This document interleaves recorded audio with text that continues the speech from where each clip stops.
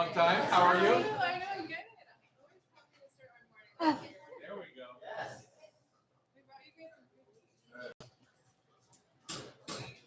So, Huh?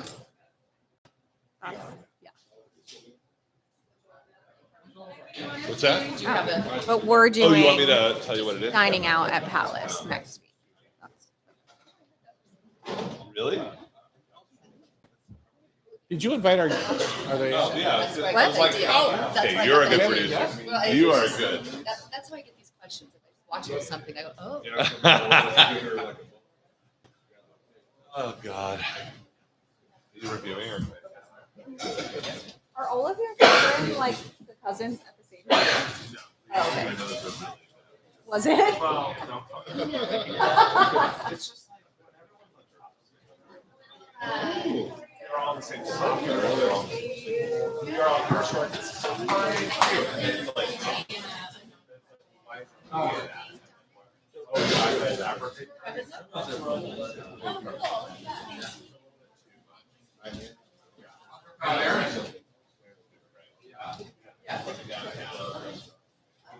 Corporate lady now. Yeah.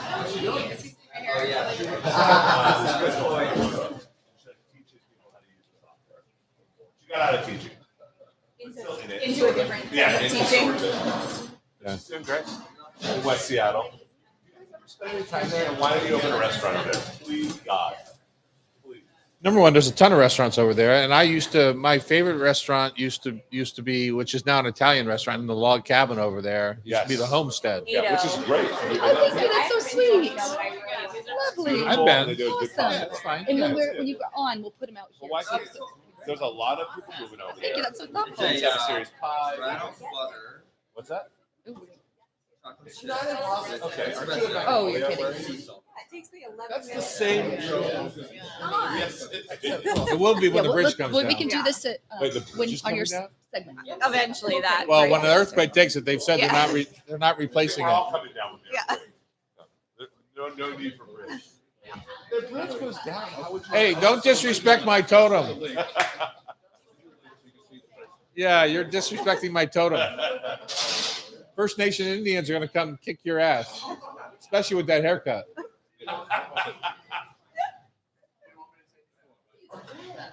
He's on fire. Don't pretend like you've ever listened to me before. You want me here now? Or yeah, so should I just sit with it?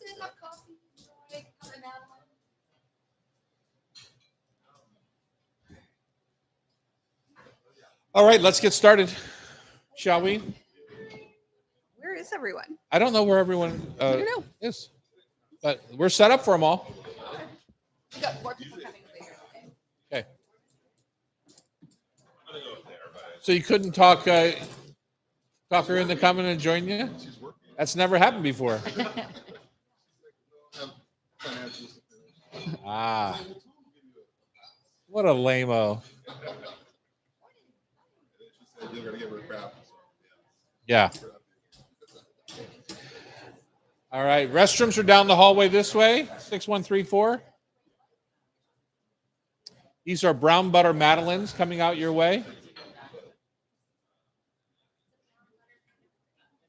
I know. That's when you said what the cookie was. I went, oh. Thank you.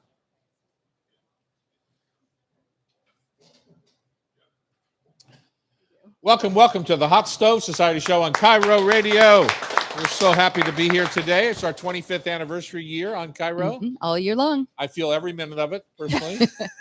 Still desperately miss our pal Chef Terry, who looks over us from his book cover every time we do the show. Loretta Douglas, what are you Hello. doing here today? I just showed up. You just showed up. Thought I'd sit down. Loretta's our co-host today. Becky's in the producer chair, and Cam is in the technical director chair. We're all happy to be here. Hopefully, you're out in your garden or enjoying us the on your last drive. gasps of summer weather, I think, that Mhm. we're having. I trust you're not stuck in traffic, but if you are, make the best of I it. don't trust Keep listening. Keep listening.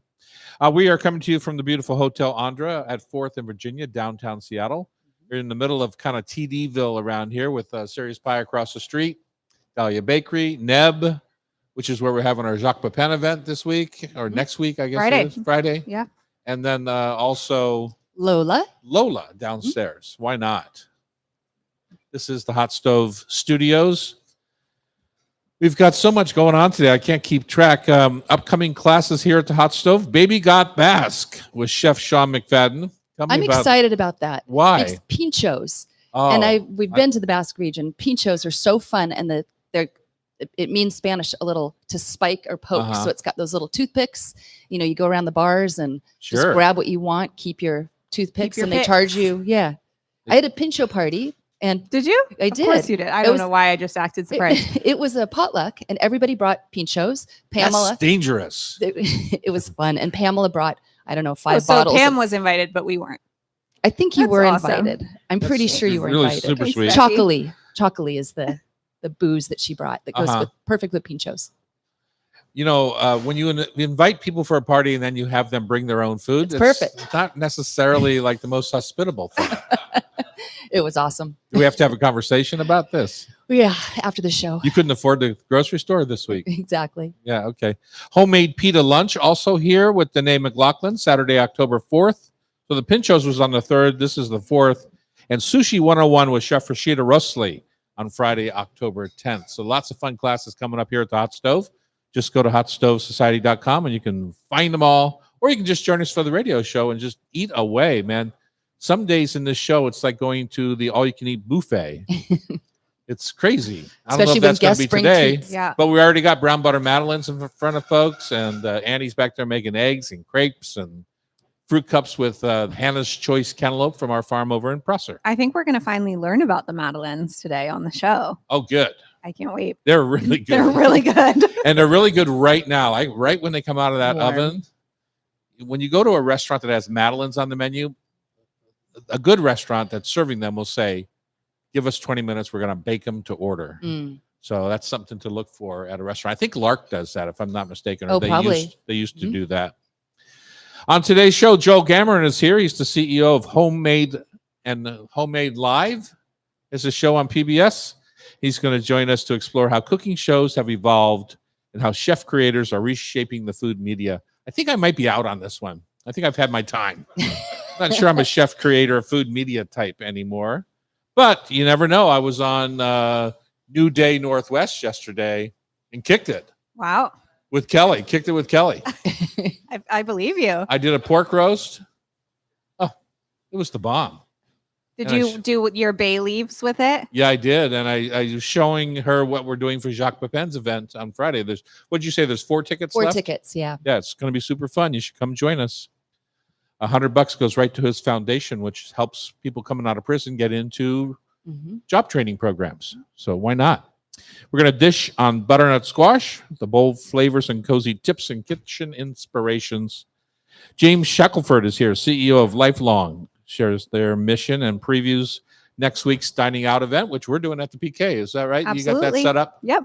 Tell me about it. Last year we did NEB. This year we did PK. We're spreading your Palace Kitchen for those that I guess don't know our That's our inside lingo. inside lingo. Wow. Maybe I can be a chef creator. Yeah. Yeah. Just hot slang. Inside lingo. Yeah, so this year we're doing Palace, going to spread the love around a little bit. Uh-huh. And I think we have been participating for many years, kind of off and on. And the event it's a long time Uh-huh. event. And yeah, we donate a portion of all of our proceeds from the evening to support the work that Lifelong is doing. You know, way back when, in the very beginning, when Bailey Boucher House was just raising money to create their facility over on Madison, we were the lead organizer. And Oh, really? Yeah, yeah. How many years ago? That was at the opening year or two of the Dahlia Lounge. So that'd be 37 years ago or so. Yeah. So we've been involved for quite a long time. What makes a perfect Madeleine? I think the ones that we serve here for our breakfast are perfect. hmm So Annie's going to come up and tell us what she does to make them perfect. Because honestly, you just can't use enough butter. I think that's part of what makes them perfect, don't you think? Yeah. And the brown butter adds another whole layer of Mm. flavor. Jesse Parker, master blender at Doc Swinson's, going to pour us a taste of American whiskey. Can't wait for that. You know, I tend to be a Scotch whiskey person, so Okay. I'm going to make the switch today to American whiskey. And of course, we're going to wrap up today's show. I think Joel's agreed to be on our tasty trivia, food for thought. That's not brought to good you for by. us. Might be It's in not good for trouble. us, Dad. Really? No. Oh, we got this. You might. I'm sure. Whatever. Don't be so intimidated. Just because she's a smart cookie. Yeah. Yeah. Okay. All right. I've been on Martha's show too. So is he. So what? I You haven't been on haven't. Sesame Street. haven't. I've never been on Sesame Street, though. That's true. I would like to meet the Cookie Monster at some point. It's your spirit animal. That's my spirit animal. I have a spirit stove in the corner of the room, my mother's stove, and I have a spirit animal in Oscar the Grouch. Is Oscar? No, the they're cookie? two different ones. Maybe a the long time since you and I watched the Sesame blend of Street. the two might actually be Oscar the Grouch plus the Cookie Monster. I never liked Elmo. He's a little too screechy. Too happy for you. Too happy. For, oh, that's really sweet. Speaking of happy, I built a swing set in the back of my yard, in my house, and I your know. kids thought I was pretty. If awesome. you want to talk good grandparents, they graveled over their entire backyard to put in a swing set and a play set a Oh, jungle for gym. and a jungle gym for my 3 kids. Wow. And Yeah. and Just saying. two bedrooms in their house so that everybody has a place to stay over. Yeah, we have a whole new. Yeah. Anyway, this is for another day. This is the food show. I'm just giving you some credit. Tom, It's really nice. thank you. Tom's taste of the week. I'm going to go first. So the other night you were over for supper, and I was making the pork roast for New Day Northwest yesterday. So I had to make it on my charcoal grill and have the beauty ready. Mhm. You know, as you know, To bring in with you, TV, yeah. right? You have to have the beauty ready, but then I showed from raw how I went about the process. So I thought, well, I'm making it anyway. I'll have you guys over for supper, and I made 2. Yeah. So we had what we had on our pork roast. We almost killed your Athena. She took, there's one thing you're not supposed to do as a parent. You're not supposed to make cubes of meat. What did my daughter do? Yeah. She tried to kill her daughter. Immediate choking. No, we had to turn her upside down. Oh. So here's the thing. It was a big pork roast. Yeah. Yeah, and your family doesn't eat as much as I do, but there was a lot left. Okay. Yeah. What happened with the the lot left? So I have the one. Luckily, I had the one set aside for New Day Northwest, the chunk, but the other chunk was on the counter, just sitting there, pretty, ready for me to have on the next day with all the little rib bones. Those short, baby backs are on the backside of that pork loin roast. Yep. Yeah. Although you'd had to cut a bunch of those out because my kids love the Yeah, they did. bones. So Hercules says to, I think JJ, maybe Yeah. Your mother, Yeah. boy, Butter's got a big piece of meat out there, and I had just given Butter a Butterbean is our German Dog. short-haired, dog. I just given Butter a pig ear to try and give us peace at supper time. So anyway, so I said, it's just a pig ear. It was a big pig ear, and then I thought I better get up and check, and there is the entire pork roast on the front porch. And he's just sitting there. With a very happy puppy. He's not even like growling or doing it. He's just licking it and loving it. 'Cause and it's just his. massaging it, claws into it. So that's what I had for dinner last night as I grabbed it out of his mouth. And my taste of the Dog week is- breath pork chops. yeah. Mm. No. I did something that I never do. I went and got hard rolls at Larson's Bakeries. I love the little hard rolls. They have sesame, poppy, or plain.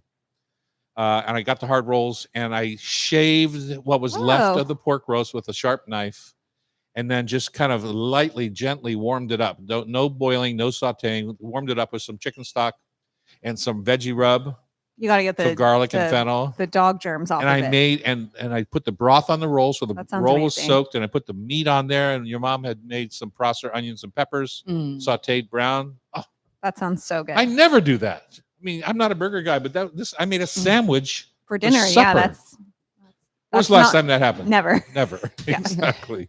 Never. Okay, your turn. I was long-winded.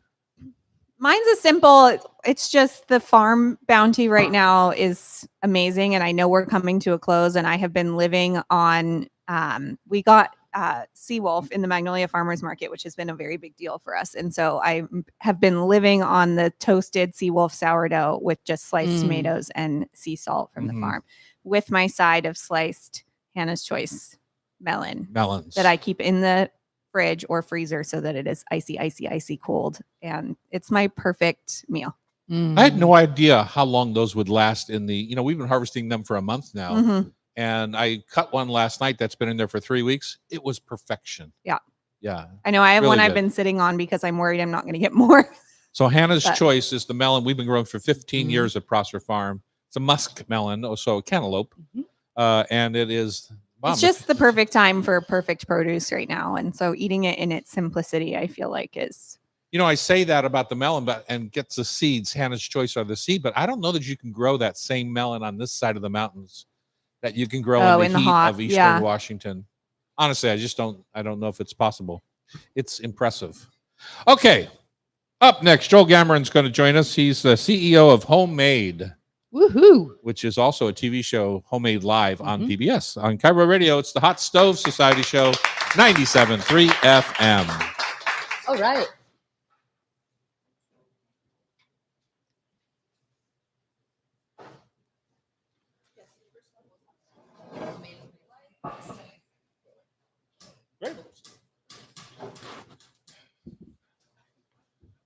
Oh, thank you. Is Jacques coming to this event? No, Oh, we bummer. don't quite get his. He's 90 and he's feeling In every. Connecticut, and he's When I saw him on the radio on the screen last week when we were interviewing him, he's feeling 90 is my Yeah. guess. Yeah.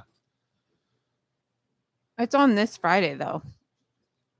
Right? Or Yeah. next Friday. It's the 24th. okay, next Friday. Yeah, I so was worried that people It's wouldn't on- have It's time. on if they- Wednesday, Wednesday. the 24th. Wednesday the 24th. and you're Sorry. And cooking then his Terry's- recipes. No, but Like- we're donating the Oh, the proceeds to the foundation. half the money. It's $200 a ticket and half goes That's to the great. Jacques Pepin Foundation. And Awesome. it's called 90/90, and there's 90 restaurants around the country doing this. For Those his 4 nice- tickets for are going to his get snagged and 90th broke. birthday. Yeah, 60 for his minutes. 90th birthday, and Love that. Okay, I want you to clarify when Jacques' event is because you said it was I this got it right Friday. here. So just no, on the air. Wednesday the 24th. Yeah. We're back in the kitchen on Cairo Radio. It's Tom Douglas, Loretta Douglas. Loretta Douglas, the El Familial. El Familial. Okay, but I just realized also that what I said earlier was wrong about the Jacques Pepin dinner, which is on next Wednesday, not Friday. I think I 24th, said right? Friday, Yeah. but it's on the 24th. Your godmother Pam's birthday. If I'm not That's true. mistaken. Yeah. I'll be there working, so I won't be with Pam. I'll be there working too. I'll see you at the show. But there's 4 tickets left. Let's buy those up and raise some more money. and you for- said the tickets are $200 and 100 of that goes to Yeah, exactly. directly to the foundation. $195, and that includes wine. Delicious. Becky knows Okay. much more about what we're doing than we do. Joel Gameron's here. He's the CEO of Homemade and has no problem filling time on the microphone. That's what I know about Joel. Well, you've known him for a long time. Yeah, well, Loretta went to school with your sister. Is that right? That's right. I went to school with Loretta. Yeah, we went to were at school the same- Oh, I together, didn't but- realize that. Yeah. Yeah, but Aaron and I have been best friends since we were in the 6th grade, and Joel's a couple years older, so Yeah. I grew up with And you. I was cooking when I was like in 8th grade, and I idolized Tom. I mean, still do. Well, And- for good reason. yeah. So he would drop you off for a play date to hang out with Aaron, and I'd be like, Tom Douglas is at my house. Tom Douglas is at my don't freak out. So I mean, it's always Yeah, a Tom trip to Douglas, hang out. Martha Stewart, Savannah Elmo. Guthrie. Hey. Yeah, they're I all love it. good. you know, he Yeah. has a whole celebrity cooking show now. Yeah. So Oh, I know. I was looking He's- at it he's- online. hangs By out- the way, on the Sesame rubs Street elbows thing, with the can I big tell you, time. that was the trippiest thing I've ever done. Being In on what Sesame way? Street. Well, each puppet, first of all, requires 3 people to handle the puppet. And they're all underneath the counter when you're cooking with them. Right. All of the food is fake. So they have like from each stage, so like the onion that we're slicing is a fake onion because a real onion we get on the puppet, and these puppets are like $50,000 to $100,000. Oh, So like interesting. no schmutz on the puppets. Cookie Monster is 30 years old. Uh-huh. No clue. I watch Sesame Street like Loretta. Yeah. I have little kids. I didn't know. So they're like, you would dress them like a 30-year-old. I'm like, okay. Elmo is 3. Okay. So I had a 3-year-old and a 30-year-old. Ah. And that was trip. The puppeteer with Cookie Monster's been doing it for like 40 years. Mhm. He was so cool. He had so many stories. The Elmo puppeteer just recently took on that role and grew up with Elmo and sent video to Sesame Workshop. And they just kept not getting into it. And after about, I don't know, 12 years, they're like, this is the next Elmo. So Here's he's our just guy. He's just a kid Yeah. who loved Elmo, and now he is Elmo. Isn't that That's crazy? so Oh, awesome. I that's know. great. You know, I'm that. so surprised they didn't make you sign an NDA to not give away all their secrets. It's out now, baby. Never getting back. This is a worldwide show. I just want you to know. Also support public broadcasting. Of course. Yeah. Yes. As we do. Yeah. As Especially you now. very well know, Yes. being on PBS. So. That's right. That's right. So your bio is you're a sustainable chef, Yeah. a TV host, and an author, and you've been around quite a long time. And I remember you asking me years ago about maybe going about this path in your Yeah. life. What path were you on before you jumped into this? Well, I wanted to be the next Tom Douglas. I mean, I No, looked but at. weren't you in a school path or something, and then you decided that this was really what you wanted to? Yeah, I mean, I was playing very competitive tennis. I was at a Okay. college for tennis, a Okay. Division I, and they didn't have a cooking program or a restaurant program. So I called up Tom. I went to PK. Now I'm in the fam. Now you're in the family. And In the fam. we met for coffee, and I said, "Hey, here's the syllabus. Will you circle the classes I need as a restaurateur? Because I'm going to make my own major. Uh-huh. I'm going to be the first restaurant management major." And so he did. I took it to the dean. It took about 2 years, but they approved it. So the University of Connecticut, there is one restaurant management major. You're looking at him. And Tom made the curriculum of that. So That's I very thought good. I was going to get into restaurants. But when I did, I really missed something. Something was missing for me. And it ended up being people. I was working at a farmer's market, and I loved that gig. So I was, when I realized it was the people at the farmer's market interacting with them while cooking. So I had to find a job that did both, if that makes sense. Well, you've sure done that. Tell us about Homemade. How did you come that? Yeah, so I was the head chef for Sur La Table for 10 years, where I ran all of their cooking schools across the country. I love sitting in a cooking school like Hot Stove. This is just where my dream is. And I felt like everyone deserves to learn to cook, maybe not just people who can afford those cooking classes. So I decided to start Homemade during the pandemic when interactive and kind of virtual cooking took off.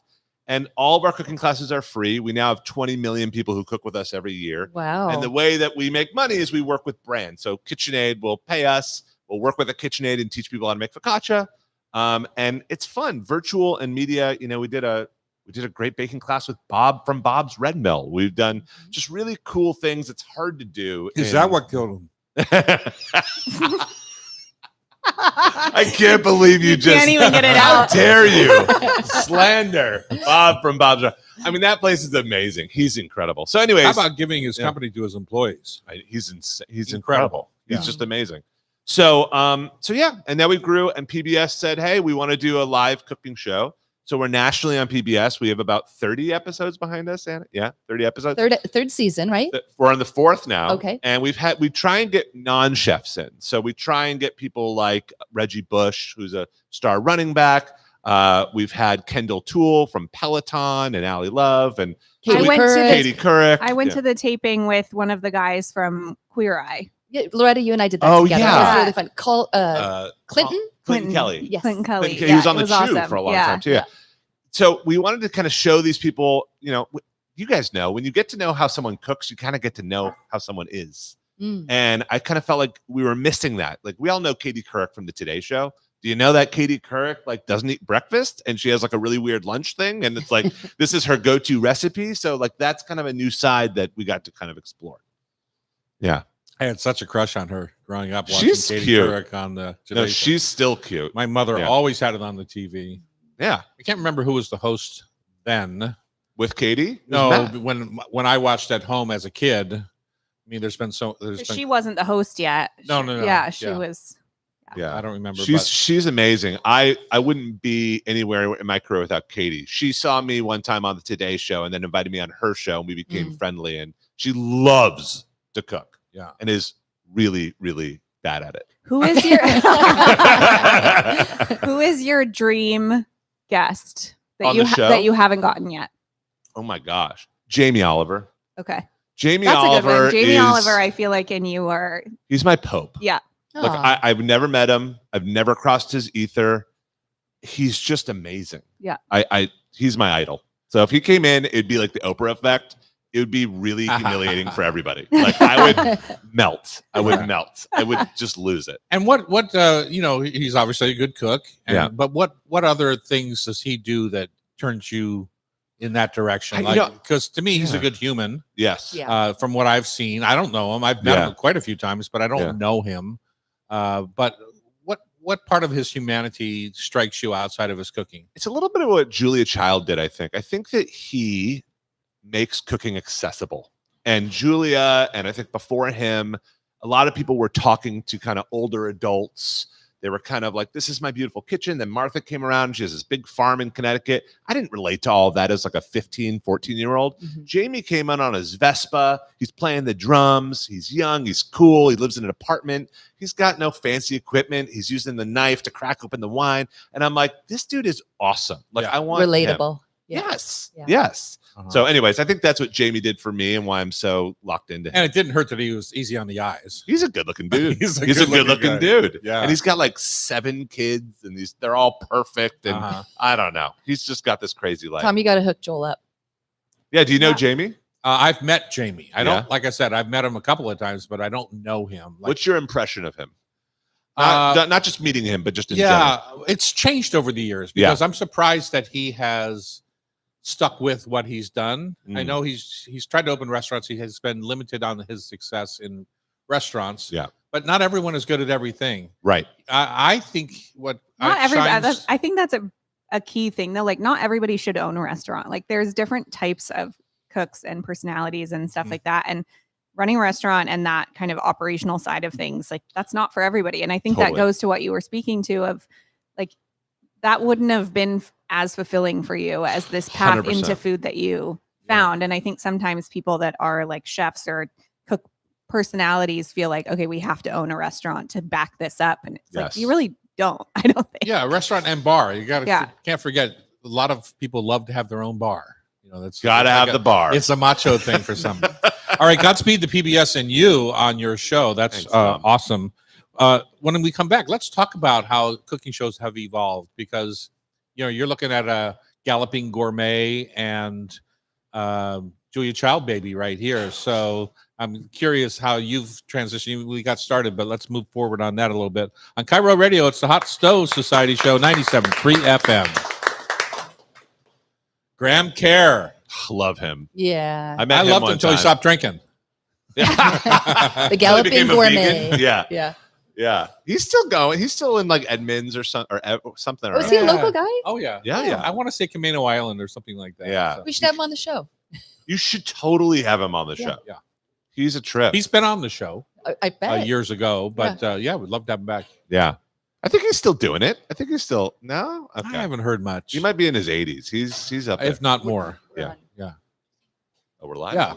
I just haven't heard much from him. So, and we're back here in the kitchen with Joe Gammon of Homemade Live on PBS and also just an all around good guy, right? Thanks, Tom. Isn't that good to Yeah, be? those are mutual. It's good to be.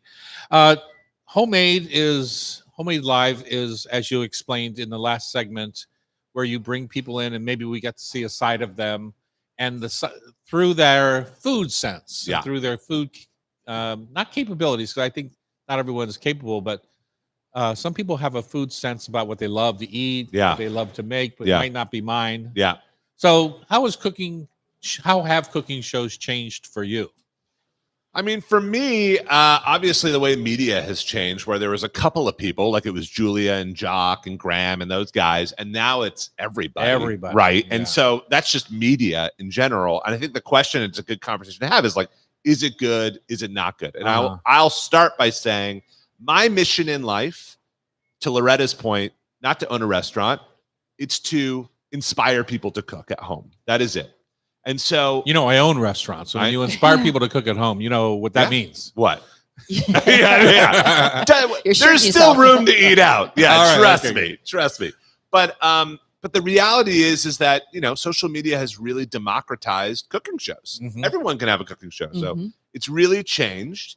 And I think it's moving in a really cool direction, to be honest. But at first, I was against it. I don't know about you guys, but I kind of liked Food Network and I kind of liked the shows. But now I watch Food Network and it's just competition shows. Mhm. It's Which almost I like hate, Bravo threw up on the kitchen Yeah. table. Yeah. Am I wrong? No, you're so right. No, and and I that's have what- stopped watching so much because I don't Mhm. Yeah. want to watch competition. Yes. It's like yes. That's one of the reasons after we won Iron Chef, they asked me to come back. I said, no, this is not what I consider cooking. Your Iron Chef was so cool, though. That was so badass. I don't know if it's I'm just anyone- saying, but it's not how I look at cooking. Yes. You know, it's not a competition. No. I want to Right. feed my family and I want to Yes. feed friends. Right. And blah, blah, blah. So. Right. And it should be a place, I don't know, when Food Network was in its prime, the 90s, and, you know, when it was just coming out, to me, it was a place to kind of get lost a little bit. Like it was really just soothing to watch and Right. relaxing. And Right. all right, now I'm going to go over to Ina's in the Hamptons, and now I'm going to go head over to this cool kitchen, Jamie's in London. And it just whisks you away the way Yeah. a cookbook might or a restaurant could. And now it's just, to Tom's point, it's stressful. Yeah. So it went from relaxing and chilling to stressful and kind of anxiety, which makes for good TV. Mhm. So I'm looking forward to, I like the formats on YouTube and on Instagram and those types of things where we're kind of coming back a little bit to the kitchen. Yeah. There's a guy that I follow because he's an old pal. His name is Adam Perry Lang. And we did some Oh, work yeah. together over the years. And Yeah. he went off to London to become Jamie Oliver's kind of operations officer there Yeah. for a bit for his restaurants. Yeah. Didn't last very long, Yeah. but He's really talented. he's super talented. Yeah. And I like watching his reels. They're only what is a reel? 45 Yeah, but they're seconds. or so beautifully shot. Oh They my are. God. Does that and he food is look a insane. stud. You can just tell. Yeah. He's a chef. Yeah. So, question for both of you guys, and Tom, especially as a restaurateur, like watching cooking shows and like, you know, I don't know, even watching things like The Bear, like the food media, like triggering, relaxing, not like, what is that? for I you? don't watch The Bear. Do you watch The Bear? I don't either. But I don't watch TV much at all. But Well, you have 3 kids. Yeah, I was just Yeah. about to say, And you're a little busy. It's just Loretta. like it's also just if the TV's on, it's on sports generally. But I will say, I used to put things like the Food Network on as kind of my background Yes. noise, and Yes. or when I'm working at home after the kids are asleep or something like that, and I just want something on. To your point of the competition and the anxiety and all of that stuff, I just don't do that right. anymore because it's not soothing background noise. The exception to this is, to me, the Great British Baking Show because it Totally. is the least competitive competition show ever. It's so wholesome and sweet, and Yes. everybody is so supportive of one another. And that I will put on That's a good point, Loretta. Yeah. kind of in the background Mhm. sometimes. point. It's like The Voice compared to American Idol. The Voice is so much more soothing because they don't trash everyone that comes up, or at least 50% of the people in it. They don't bring Just people on that are horrible, make like fun to of 'em. intentionally make fun of them, Yeah. things like that. And yeah. Great British Baking, it's just like everybody there feels like they want the other person to That- succeed. And That Yeah. lead You know. woman, the older woman, oh, Prue, she is something else. so awesome. Yeah. Just want to squeeze her. Yeah. But did you watch cooking? Like when you were building your empire, like were you watching these cooking videos? Of course I was. Yeah, but not much because I was cooking on the line. Honestly, Yeah. I every day, 3 meals a day, oftentimes, as I was coming up the ranks. I do think of cooking shows back to Galloping Gourmet, which came on after the Mike Douglas show, maybe Yeah. in the Philadelphia market Yeah. or something of that nature. But remembering doing my research on Julia and looking at some of the pictures that they would take of everyone down below her counter supporting her. Totally. Or Right. when she would open the fridge, somebody would put something in from the backside of Yeah. the fridge. You know, Yeah. that's how cooking shows happened. And here's this Yes. 50-plus-year-old woman kind of changing America, Yeah. like out of the blue. Yeah. Now, I mean, I think about the craze that was Emeril Lagasse's yeah, cooking show. I mean, it Mhm. was everybody was watching it. And Emeril Live. I Yeah. don't Yeah. feel like we have that kind of cultural touchstone cooking person right Mhm. now. Yes. Um, And I don't think we ever will. I agree Because, because yeah. it's so spread out, Yeah. like, and people have found their different niches and there's smaller audiences in different ways, I think. than Emeril Live others was do. crazy. But it was crazy. it's the I only mean, cooking show. I've been on Martha's show maybe a dozen times. I've been on the Today Show, CBS This Morning, America, Good Morning America. I've been on all these famous shows. Emeril's show was the only show I walked on and I totally forgot what I was doing. Wait, I why? totally- Was it just because Well, you know, he had the, what I thought was brilliant, had the musicians like you would on yes. the Tonight Show, Yes. the live audience, Yes.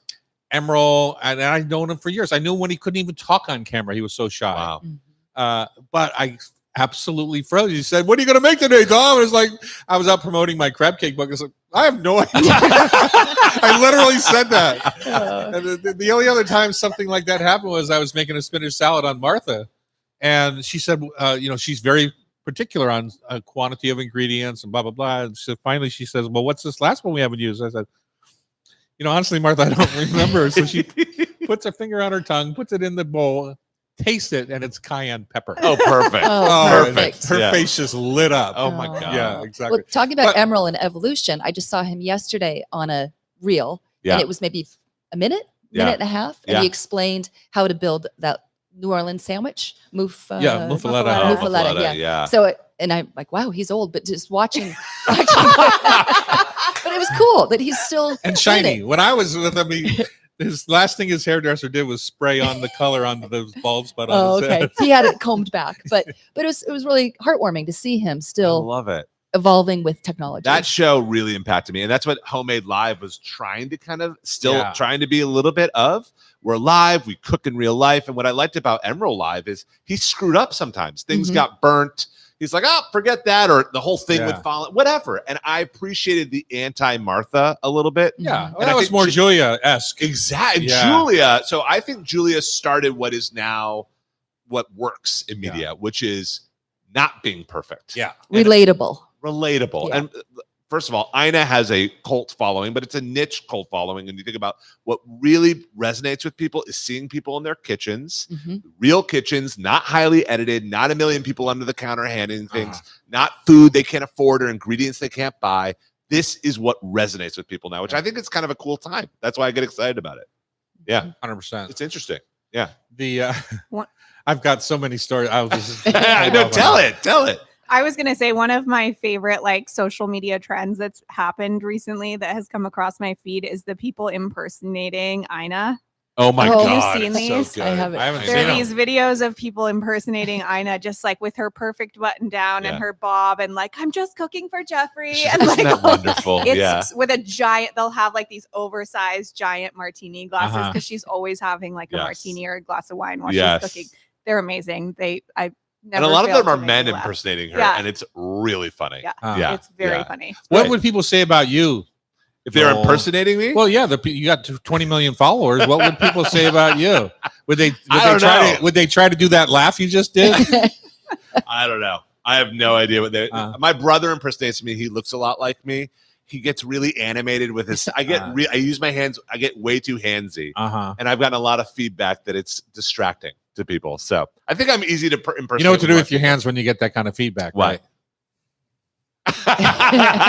There are certain fingers for that. Yeah, Yeah, exactly. exactly. Oh my gosh, yeah. But it works for radio. Yeah. Any biggest surprise story you got out of somebody? You talk about Katie, not eating breakfast or something, but yeah. I would imagine that when people get around food and friends, you become a friend as Yeah. the host, that they give up things that maybe you're not expecting, like Totally. how they grew up eating that. My dad made me crazy, right? Yeah. He would get the turkey and he would slice it and go around the table to all 8 kids and the adults and everything Yeah. and say, "Do you want dark or light?" Yeah. Yeah. And then we'd have to wait the whole freaking time. And there's that bowl of mashed Totally. potatoes with a big butter pat Yes. that's staring at me. Yes. And and then when he got all done, you're thinking you can dig in. Oh no, Yes. we have to say grace. Yes. He didn't Yes. even go to church. Okay, so one thing about the show that we wanted to do, which is kind of crazy, is the one thing that was not Emerald Live was always high energy, fun, and we're like, let's have guests on, and maybe sometimes let's talk about something a little deep. Yeah. Let's get a little bit like under, because that's what people want now. Let's get real. Let's not just Authentic, make it. yeah. Yeah. So we had this amazing Peloton instructor, Kendall Toole, on, and she started to talk about her relationship to food and how complicated it's been. And she's had a disorder and she kind of had to find her love for food, especially staying in shape. So there are moments on the show which are so funny and cool and awesome. And then it was just like, holy crap. Like that's amazing. So Yeah. I think for as amazing food can be, food can also be kind of dangerous and Traumatizing, addictive and yeah. traumatizing. And so Yeah. it was cool to kind of show both of those. Kenji Lopez did come on. I'm sure you guys are good buddies with him, and he's a great dude. He talked about making the gnocchi, but he had to use a plunger. They said to plunge the potatoes. So he went to the bathroom and got a plunger to Uh-huh. plunge the potatoes. Lovely. That was pretty disgusting. Yeah. All right. Well, you're going to come back for trivia later, I hope. I'm in, baby. Yeah, Loretta's nervous, not me. I'm not nervous one bit. We're going to talk next butternut squash right here on Cairo Radio. It's the Hot Stove Society Show, 97.3 FM. And Joel, we'll do trivia. Yeah, Okay, we just. That way, That if way you wanna can take go, off. you Oh, can. thanks, guys. Although I did see they laid a couple beautiful breakfasts down for you. And everything looks incredible. You said no, but when it's sitting there, I'm trying to watch it. well, there's some deliciousness in there, some healthy stuff. I'll get into it. Trivia. Okay, I'm down for this. Last time I think I tied. I'm sure you lost. You guys are tough. No, it was a tie. I'm Okay, sure- I'm I sure took you it- are. I Yep. took it home. Sorry, I didn't tell you that. Yeah, we're gonna do, but we're keeping it in typical order. But we'll shoot trivia now. How long has this show been going? You said 25 years. years. holy crap. Next week we're going to what? celebrate that a little bit. Yeah. Yours and Terry's Just like, birthday. can I just say the fact that you're showing up for 25 years is just amazing. No, that's amazing. Our first 7 years was live, 3 hours every Saturday. I mean, this is And live, I right? missed in Oh, 7 This is years. like- We're live on YouTube, but then it gets Live to edited and tape, put. yeah. Yeah. But 88 the I first missed 3 shows in 7 years live on Saturdays. I took it. Yeah, I took a tie. You know what a tie line is? Yeah. Yeah, I took one with me all over the world on vacation in Hawaii. you'd get up at in like a 4 in the monastery in morning. Italy. Like, yeah. What do you love about it so much? Like, why? What keeps you coming back after 20? Well, unlike you, I have a face made for radio. I definitely do. So I like the interaction, and I'm a introvert by nature, and so this radio is a better medium for me than Interesting. sometimes TV is. He did film a pilot for a TV show. Him and Well, you'd Terry. be amazing. I've seen you cook on TV. You're amazing. You're awesome on I was TV. amazing on New Day yesterday. I gotta say. Amy And the said Iron so. Chef was like, I mean, it's gone down in history as like top 5. No, Great. it has. Yes, not. it You are has. out of your. Dude, did you not beat Morimoto? Come on, Yeah. let's go. That's on salmon. He brags about that. he Let's does. talk about that for a sec. I mean, That's crazy. not. All right, here we go. Ready, set? We are back in the kitchen on Cairo Radio. It's the Hot Stove Society Show. The first day of autumn is coming on September 22nd, and that brings thoughts of cooler weather, warm meals with family and friends. Becky, your writing is getting very sappy.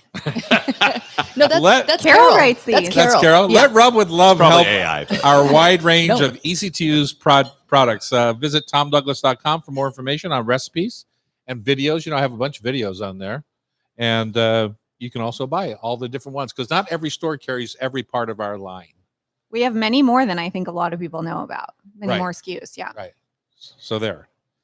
All right, Becky, we're going to play some trivia. Yes, and we you've are. invited a ringer in here I today. know your longtime buddy Joel Gammon. Yeah. Are you on CEO. my team, or is it just me against the? You're just all Oh, on no, your no, own. no, I've got a ringer Everybody on their myself. own. JB, get your butt up here. Wow. Wow. I've got a ringer Oh. myself. All right. We're like 2 defensive tackles that are going to I take. hope there's no barbecue questions. Come on, JB.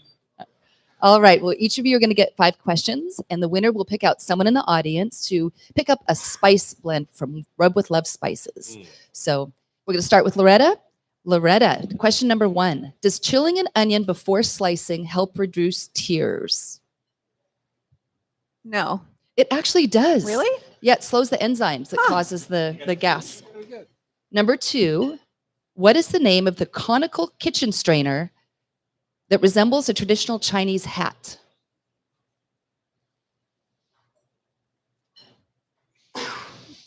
It's Chiffonat? Chinois. chinois, which is Yeah, French for chiffonade. Chinese. Yeah. Good I job. said China cap is what I was trying to say because Oh. in the Said that. kitchen. Oh, you called it. I missed that part. No, yeah. You were too busy trying to So- give me the answer. Well, she said it resembled a Chinese hat, Yeah. right? Yeah. Yeah. We always called them China caps when I was Oh, really? coming up through the kitchen. That seems like Oh, maybe okay. that's not allowed anymore. well, maybe so.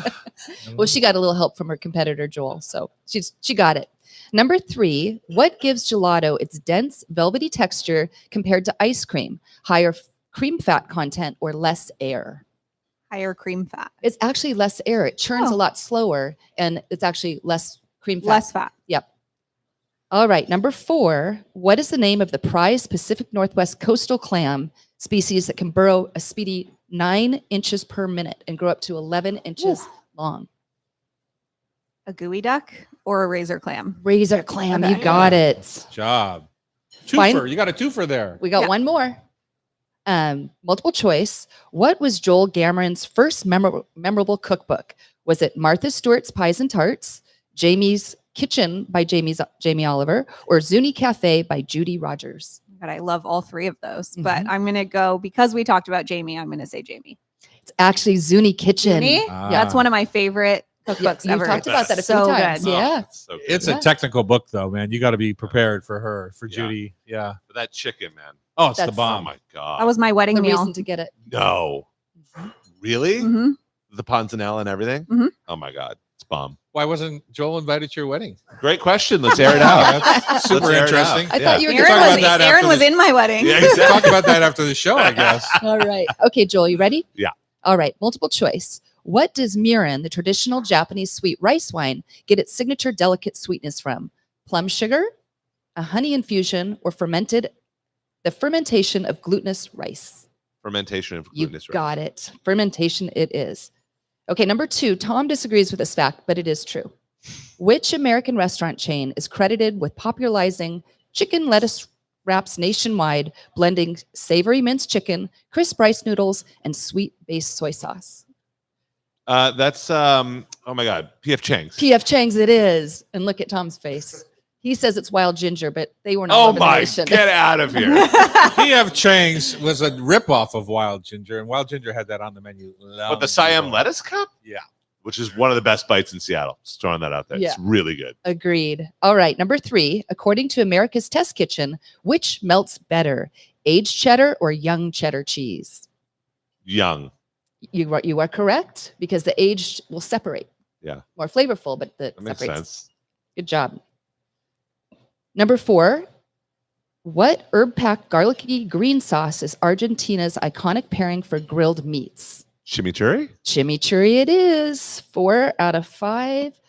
Final Coming question. in strong. Coming in strong. What was Tom Douglas's first memorable cookbook?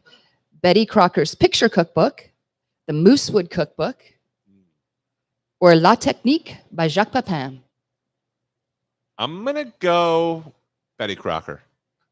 What is it, Tom? A La Technique by Jacques Pepin. That's right. I have a signed first edition now worth $1,000. Isn't that No, you crazy? did Yeah. not. Yeah, I did. That was your first cookbook, or that was just the one? No, that- I bought that later in my life when I could afford it. Right.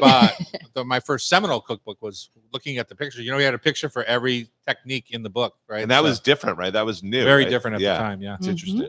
All right, I'm inviting JB. JB is married to our accounting executive at our group. And where do you work now, JB? Oh, thanks. I work at Forum Social House over in Bellevue. So we are an Awesome. entertainment venue, nightclub, restaurant, mini golf, golf simulator. So a little bit of everything. And he's a barbecue guru. I am indeed a pit master. Yes. Wait, I've been there. It's the indoor mini golf, right? Like the Indeed. I've taken the kid. It's so fun there. Yeah, it is. It's a That's good time. awesome. Yeah, Yeah. thank you. Yeah, no pressure. Great. All right. Okay. I wasn't expecting this. this Let's see together. what we can do. All right. Number 1, does a dish need to be made in a tagine to be called a tagine? In my opinion, yes. And it has to be cooked over camel dung. I agree.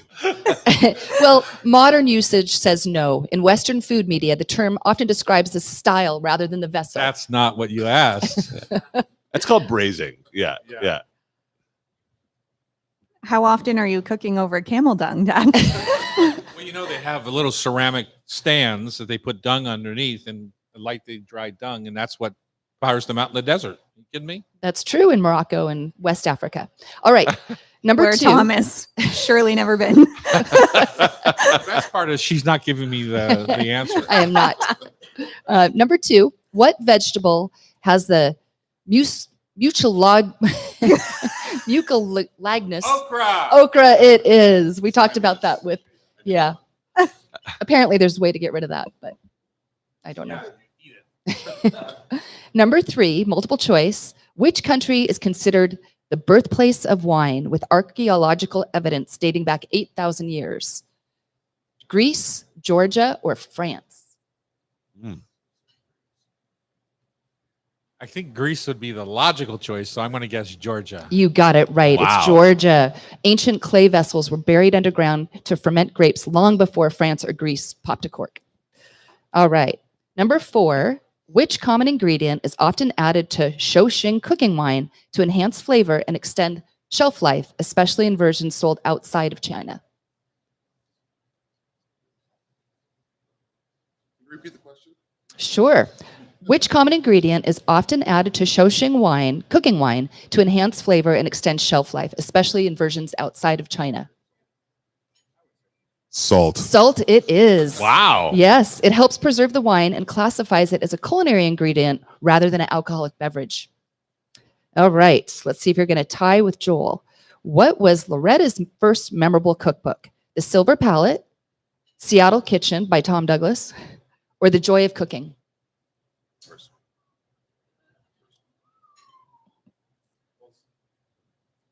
Go ahead. I don't know. Honestly, I like all of those. So go ahead. You say it. The first one. Silver Palette. Palette. It's actually The Joy of Cooking. 3 out of 5. Joel, you're a winner. Dang it, you're never invited back. If you want to be part of our show, you can join the community on YouTube Live at Tom Douglas & Co. or buy a ticket to join us here in the studio at hotstovesociety.com. The show is produced by Becky Guzak. Our technical wizard today is Cam Thomas. And in the studio at Cairo, making us sound nice with all that music, is Sean Don't Call Me Del Torre. If you miss any episode of our Hot Stove Society show on Cairo, you can listen via podcast. Just subscribe to your favorite podcast app. Thank you for listening. Happy fall. Is the sizzle okay back there? Danae, can you turn off, please, for a second? Give me quiet on the set for a We can second. do this at the end of the. I can finish it now and be done with it, too. Hi, I'm Chef Tom Douglas. I'm Loretta Douglas. Today on the Hot Stove Society radio show, Joel Gammon of Homemade Live joins us to explore the evolution of cooking shows. James Shackelford of Lifelong Preview. Isn't it Lifelong AIDS or it's just Lifelong? Lifelong. Okay. James Shackelford of Lifelong previews Dining Out for Life at the Palace Kitchen. And Jesse Parker of Doc Swinson's brings bold whiskey blends and tradition to the table. All right. Good luck, Sean. All right, Joel. Thank you Thanks, so much. Thanks, Joel.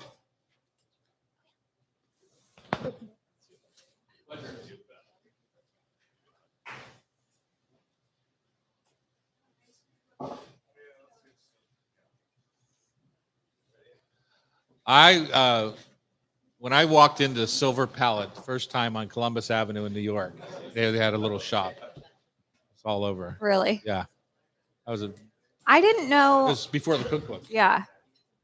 I think Joy came before Seattle Kitchen. Like, I think Mom was cooking out of Joy of Cooking and stuff like that. Oh yeah, we've always With had me Joy around, before. and then there was a big redo of Joy with Yeah. the new editor Maria Gonicelli, which got lots of bad press. Oh, really? Okay. Because I remember like pulling that out with Mom regularly Yeah. and stuff. Exactly. I still refer to the Silver Palette. Every once in a while. I Yeah, still use my Joy of Cooking. Yeah. Like, not infrequently. I still use Seattle Kitchen. I do too. Funny how that is. We're back here in the kitchen on Cairo Radio. It's the Hot Stove Society show, and we're going to jump right in from all that excitement right into butternut squash. Mm-hmm. And it's Yum. it's fun right now because the squash are kind of lying in the fields, and they're going to be picked here. We let them go at Prosser, our farm. We let them go until threat of frost.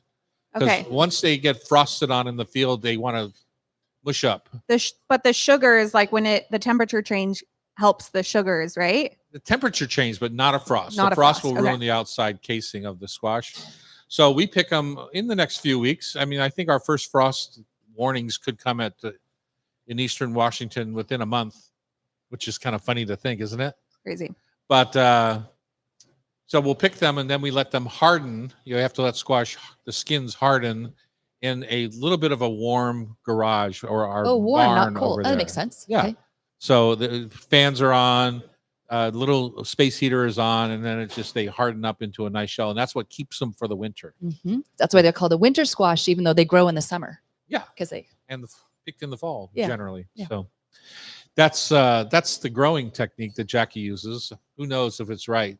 She just I says really it, so had- I agree. No idea about that they cure for up to 2 months. You're supposed to eat them like 3 to 6 months after you harvest them. Well, how about when their Shocking sugars to are the me. strongest, apparently. Yeah. Crazy. it seems to me there's something wrong with that, in that there's no way to add more sugar to that squash. So maybe it's the dehydration as it sits there for a Yeah, a couple of little months, but bit. there's no way to add more sugar into the meat of that squash. Maybe it's because I read it on the internet. It's incorrect. Well, it's like expecting a peach to get sweeter when you Right. pick it off the tree. It might get riper. It might start ripening is rotting essentially, right? So, but it can't get any sweeter than it is because it is what it is. Although, isn't there some interaction between like oxygen and the sugars? There might be some carbohydrate interaction Yeah. that turns into sugar, but I'm not exactly sure about that. But We need a food scientist. yes, we do. Would you arrange that, please, Becky? You a food bet. scientist? On it. We did that once with apples. We had a food scientist come in to explain all the different things why red skin apples are. Was it interesting? It was totally interesting because I don't know about tannins. They know Mhm. all about what tannins does and what it does to your palate and all that. But it is nice to have a professional. Terry and I used to kind of work our way through the weeds, and it wasn't pretty. So you got an expert on. So butternut squash, are you a fan? Love it. Why? What? Where? When? Always, honestly. I love squash in general. And I look forward to winter for having squash. I grew up eating like the acorn. Mom loves to make the acorn squash cut in half with the brown sugar and the butter. She got that you know, from my baked mom into and it. her mom. Yeah. Yeah, that's a Mm. old Which fashioned. both of their moms did. So that it just feels like the season to me, I think. But I use butternut squash all the time. I use it in pastas a lot, in cubes, just roasted plain, as a side dish mixed with Brussels. It goes really well with. Uh-huh. It's just like a good vehicle for flavor, I think. It adds sweetness to what you're doing, and Right. I think it's delicious. Do you roast the And seeds? it's easy to work with. And what was the last thing you said? It's easy. I think it's easy to work with. Yeah. It doesn't. You can You could cut cube your hand it off and, trying to cut and one in roast half. it like a Yeah. sweet potato, but it's forgiving, is what Yeah. I'm saying. You Mhm. can cook it to death, and it doesn't get. Well, that's the easiest way to do it, is to just cut it in half lengthwise, scoop out the seeds, and then just roast it until it's tender, and then you can just Mhm. peel the skin right off. But trying to peel the skin off with a paring knife or a knife is a It's good hard. way to cut your hand. Yeah. Yeah. And do you enjoy the seeds? I don't think I've ever really worked with the seeds of a butternut. It's just You- like a pumpkin. I do. Yeah. Do you? It's salty water and just, I love it. Problem is I eat them all Why is that a problem? because they're pretty calorie dense. Oh, Yeah. yeah, you're struggling. I mean, is it worth it? I don't know. They're delicious. We use a lot of butternut squash in our pumpkin pies as well. I feel like adding squash into your pumpkin. Almost all pumpkin pie is actually butternut squash. And when you get canned pumpkin, when we did a canned pumpkin tasting last year, it was Mostly butternut Right, squash. Yeah. right. So people don't realize that, but it's true. Mhm, The yield is great on a butternut mhm. generally. So I like it in a And salad. less moisture, I feel like, than pumpkin. Yeah. I'll make little wedges and roast them hot, caramelize them up, and then take maybe escarole or something that I can Mm. get. I'll use the hot squash on the escarole, which kind of naturally wilts it, put a little vinaigrette over top. Be a Ooh, good place to garnish with those seeds. Exactly. A little crunch. But it also works beautifully with figs and, like a toasted garlic vinaigrette or something of that I love nature. soup. I Tell me also about love that, because soup. I have a recipe, in the Seattle Kitchen. You probably don't know. You don't read that book, That but I learned I have a something from recipe. What did you learn? I learned that you can make your own creme fraiche. I didn't Ah, know that. yeah. And From do you? in your book. No, I just read it. I thought it was interesting. I learned. I now can. Now she can. Tell me Butternut about your squash soup. butternut squash soup. Well, I would just do the same thing like you were talking about. I would cut it in half. Sometimes it can be a little tricky. Need a sharp knife and roast it and get it. And you can either roast it flesh down or flesh up. What's better? I go fl- flesh down. I 'cause like it flesh it, steams in there, caramelize it, yeah. and it caramelizes that. And then scoop it out. And I'd probably start with sautéing onions and typical mirepoix, onion, Uh-huh. celery, carrot, and then whatever spices, if you wanted to go curry or if you wanted to go more warm with a little cinnamon, Uh-huh. and then I put think that all I'm with together. you, unless you're going to strain out the celery carrot. I'm not a celery carrot Mm-hmm. person in that mix. If you're going to puree it, you're going to Yeah, puree the yep. soup, I'm gonna right? put my immersion blender in there Right. after It's it's all hard to done. puree celery. It It's is. stringy. It mess. is. So maybe Yeah. that's not a good idea. Well, everything you did struck me as correct except for that. Okay. Yeah. So And I understand you're trying to get the more flavor. mhm, And if you mince the celery mhm. with a knife and cut all that string, you might not have the issue. Right. You could string your celery too before. Yeah, I feel like it gets cooked down so much that Maybe it doesn't I'm matter. I pretty much always, I don't know. Yeah. I haven't come across that yet, but if Yeah. it's not cooked enough, for sure it'd be a problem. And what do you garnish it with?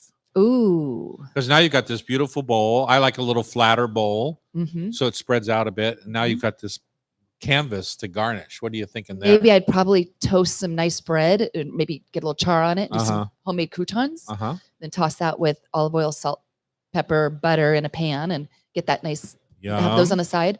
And then I like your thyme creme fraiche that you have in your cookbook. Yeah, that works That would be good. nice with Yes. any It's a herb. little bit sour with the sweet Mhm. sweet soup. Mhm. Any sort of like herb oil would work, like a green Oh, basil yeah. oil Mhm. or deep fried sage leaves, Mm-hmm. things like that would be a beautiful garnish on top of there. Little chives, maybe. People forget how easy it is to fry an herb leaf. The only problem is you lose a lot of the flora, the Okay. aroma of the herbs when you fry them like that. But they are so pretty. They are pretty. Does the oil take the herb flavor? You Just- then drizzle that or not I really? think so. Well, it does. It gets a little too hot. Mhm, The oil gets. You're going to take the sage leaves out of the oil, but the oil itself that's sitting there, mhm. it's been hot enough to deep fry that sage leaf, and Yeah, so it so- gets a little too hot flavored. I would rather just use fresh olive oil on top if I'm going to Right. go that direction, Right. which is easy to do. That's the time when you use your fancy olive oils. Mhm, when you just need a drizzle. Yeah, Mhm. I like it chunked in soups as well.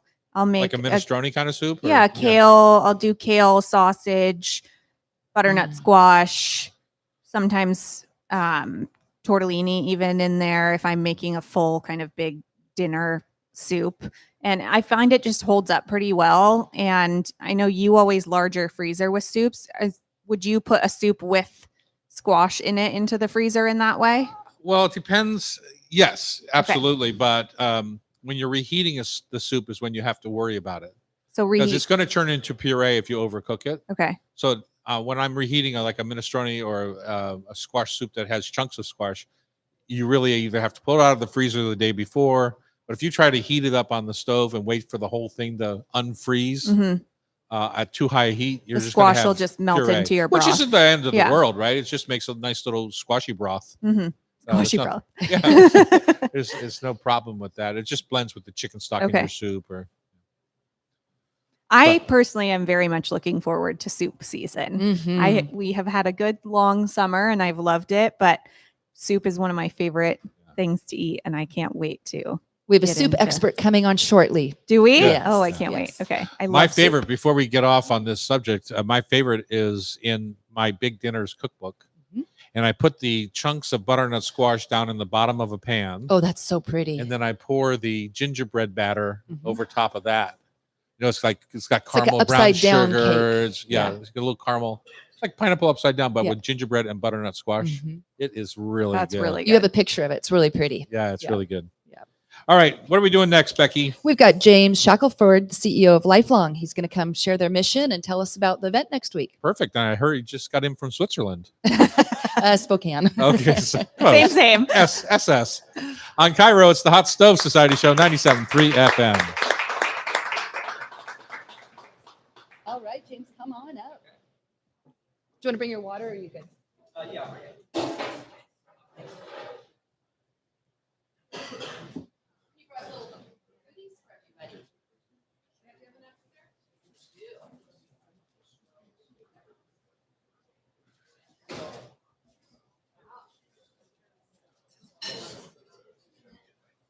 Right up to it. Okay. Is that good? What you Okay. guys think of that melon? Pretty good, huh?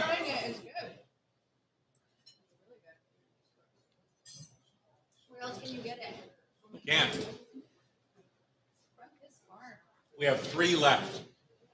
It's like having a bank account and you're slowly withdrawing a melon at a time. We're gonna eat them, Savor them. savor them.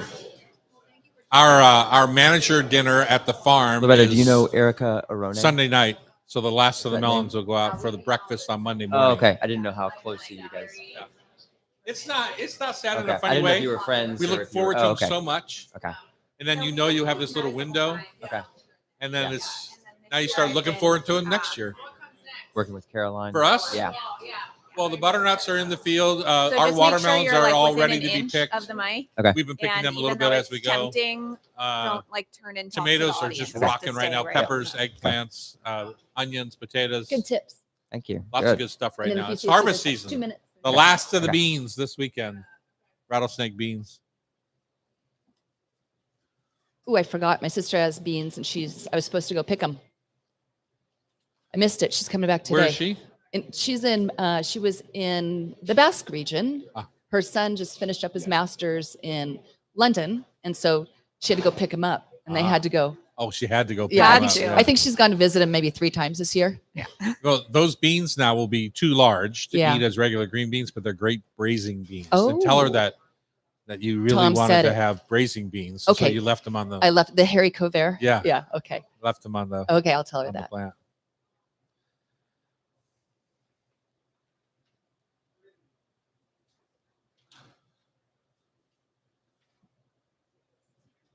Okay. Just want to make sure I've got my show in order. Yep. 2-1. When did it switch over to Lifelong from the Bailey Boucher?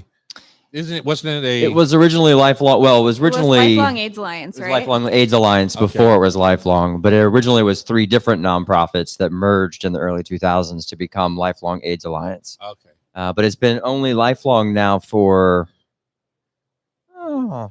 8 or 9 years, maybe 8 or 9 somewhere there. years. Yeah, He's fresh with the company. yeah, Right. 2 months in. Oh, really? 2 months in. Yeah. Well, we were big believers in the process for Bailey Boucher. You know what Bailey Boucher is? Yeah. Yeah, of course. So back in 89, 90, we did a benefit for Bailey Boucher. Okay. Even when I couldn't really afford to be doing benefits for anybody. Yeah. But we had asked at that time, some chefs from around the city came over. We each did a course, and we asked St. Michel to do the wine. At the time, we didn't realize the aggravation that was being felt in the valley through the United Farm Workers. And so when they saw that St. Michel was doing the wine, they picketed us Wow. for 5 months. Wow. Circles in front of the restaurant, What? holding signs. I have For pictures what? of it because they didn't want us to use St. Michel products Huh. because St. Michel they felt not treating the Farm workers farmers fairly. correctly. But they had some of did the we s- nastiest signs I've ever seen in my Wow. life with my picture on them. Oh. And And did we not normally sell their wines like it was? no, I didn't have Okay. anything on the menu, but I had a Okay. lot of people come in and say, I'll have anything St. Michel because they were being so obnoxious out front of the restaurant. 5 months. That's insane. Yeah. Lifelong's food program used to be the Chicken Soup Brigade, or is still Oh, Chicken Soup that's Brigade. what I was yeah. thinking. So yeah. you might, yeah, And you he might went know on that, to yeah. do Common Meals Fair Start. Okay. Yeah. Yep. I just saw him more recently. He did the vegan food product. It's called, what's the original one? It's been in Seattle for years and years. Impossible. Huh? No. Long before Impossible. Tofurkey? I can't think. Oh. I have no clue. They make sausages and all. Oh, yeah, I know all exactly sorts what of you're things. talking It about. comes in a roll. Yeah. Anyway, he's the guy who did Chicken Soup and then Common Meals and then started really? that company. really? Yeah. Hmm. Yeah, I always see those field Field roast. Field Yeah. roast. Field Yeah, roast, huh. exactly. You're not a field roaster. I don't know what it is. You'll see it now that you Yeah. know, like any. in I- the- even in my He on my doesn't own own- it anymore. The Yeah. original Impossible Burger? The It's original? kind of, sort of, but not really. Hmm. All right, Breck. I was gonna clap, but I won't clap for that. Oh, why not? We are back here in the kitchen on Cairo Radio. It's the Hot Stove Society show coming to you from the Hotel Andra in downtown Seattle. Mhm. We're on the second floor, all the way in the back. And JB and I got crushed in. No, we can't talk about that now, can we? Sean, will you take that out of there for me? James Shackelford, CEO of Lifelong, is here promoting Dining Out for Life on September 25th. Our restaurant, PK, is participating. You're part of that, setting that up, Loretta? Yeah, I've been a part of it for 2 years now. They reached out last year about getting us back into participating. I think we used to probably pre-COVID in the before times, and now we're back in. So last year we participated at NEB, where we donate a portion of our proceeds for the evening to Lifelong, and this year we're doing it at Palace Kitchen. So we're excited to have you here and learn more about what you guys are doing. And also congrats on the new job. You're very new to this, James. I am. It I'm sounds like. 2 months into the role, 2 Uh-huh. months into life in Seattle. So happy you to be moved here. here? I just moved here from New Oh, York. really? Yep. And so, yeah. So thank you for participating. We're all excited to have you guys. Why Lifelong? What spurred you into this job? Yeah, it's I've always kind of had two parallel tracks to my career, I would say. I had a career in communications and marketing and branding, and I owned an agency for 12 years. And in parallel to that, I've served on about 19 nonprofit boards just always throughout my life. And so when I kind of pivoted away from my agency, I wanted to go into nonprofit work. And so I joined originally a nonprofit that was focused on finding a cure for HIV. I'm a gay man growing up, coming out in the early 2000s, right? And just kind of everywhere, the experiences, I've lost friends and loved ones to HIV. And so the connection of trying to find a cure is important to me. And so originally joined that nonprofit in New York, left there in August of last year, and really wanted to be close to care and close to helping people access services and care, and really being their healthiest, as healthy as they could be, and helping them thrive. And so Lifelong's history originally through the what was the Lifelong AIDS Alliance, and its original founding in the 80s during the beginning of the AIDS epidemic, helping people access care, find medicine, treatment, access to food, housing. That was my original connection to Lifelong. And since then, Lifelong has expanded in scope. And so to be able to help other people with other chronic illnesses and who need access to care and to housing and to food, Dining Out for Life raises funds specifically for our HIV clients and for people living with HIV, of which there are 15,000 people living with HIV in the state of Washington today. And so that connection, I grew up in a low-income household, mostly with a single parent. And so that history of helping people access quality care and dental care and food and housing, and that resonates with me. And so that mission of Lifelong is really what drew me out here to Seattle. Right. Yeah. Is it like the food bank in a way where the food that you guys raise, the nutrition quality of the food and things, is almost as helpful to the patient as medication is? Yeah, it's basically a health intervention, right? Yeah. And so our food nutrition program, which has our roots back to the Chicken Soup Brigade, which was one of the original founding nonprofits in the 80s, and it is around food as medicine. So it's a food intervention. We have registered dietitians on our team that work with clients to help them really access the right food for them.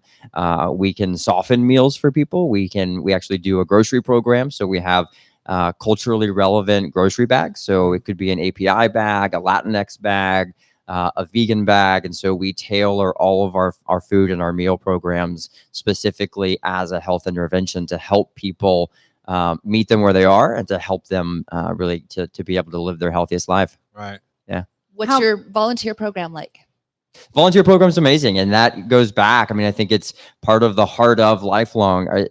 Really, Lifelong was founded through originally volunteers and this grassroots rising through the community. The Chicken Soup Brigade had coin cans that used to be all around the city of Seattle, which we have these amazing cans still in our office. And it was volunteers that would go out and put these cans at retailers and at convenience stores all around the city to raise money to help people.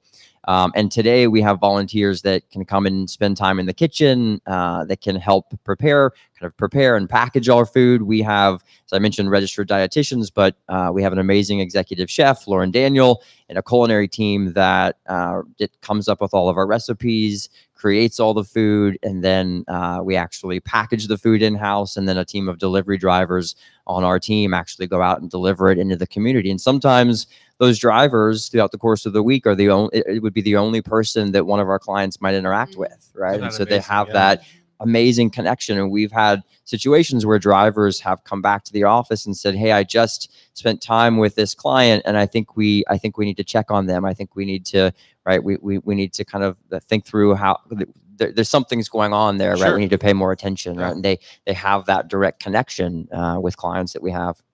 It's interesting how the social safety nets kind of form around things like the Ballard Food Bank. You know, Yeah. next thing you know, you see a blood truck in front or a little medical van, or it's like meeting people where they're at is such a life lesson as Yeah. far as I'm concerned, because in learning that in my company, when I started to meet employees from where they're at, rather than just saying, "Why are you late again?" Yeah. and figuring out why they're late again and try and help them through that Yeah. is a much better scenario than Yeah.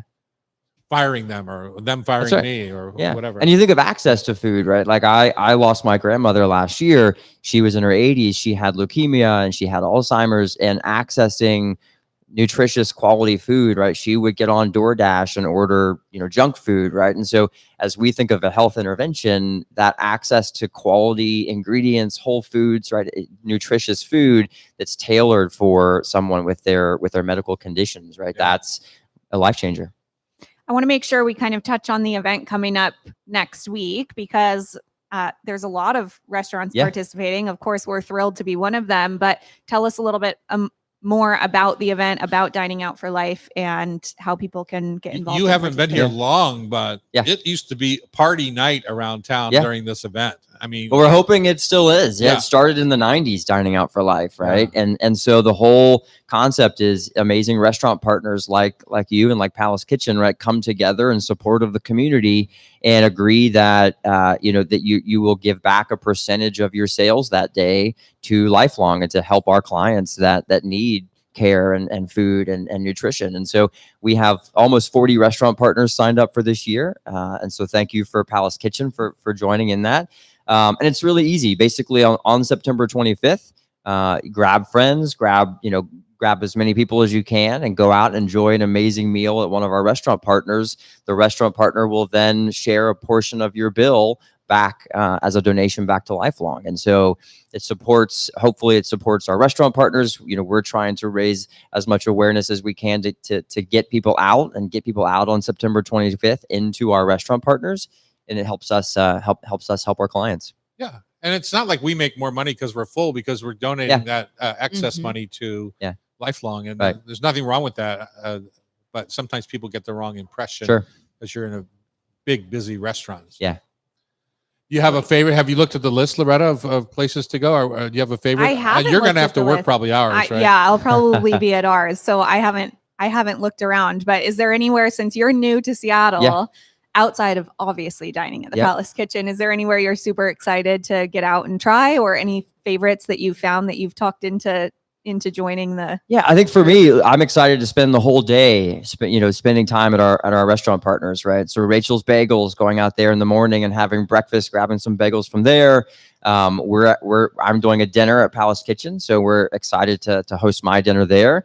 And then in the middle of the day, we're going to Cedar Tap Room, and so we have some folks going to Plenty of Clouds in Capitol Hill. And so being able to, for me, of course, plan my day around eating all day long and getting out to some of our restaurant partners. So yeah, it's gonna be a fun day. Becky, you know who's playing that night, don't you? Well, there's a lot. There's even things like Stoop Brewing, Yep. Terra Plata.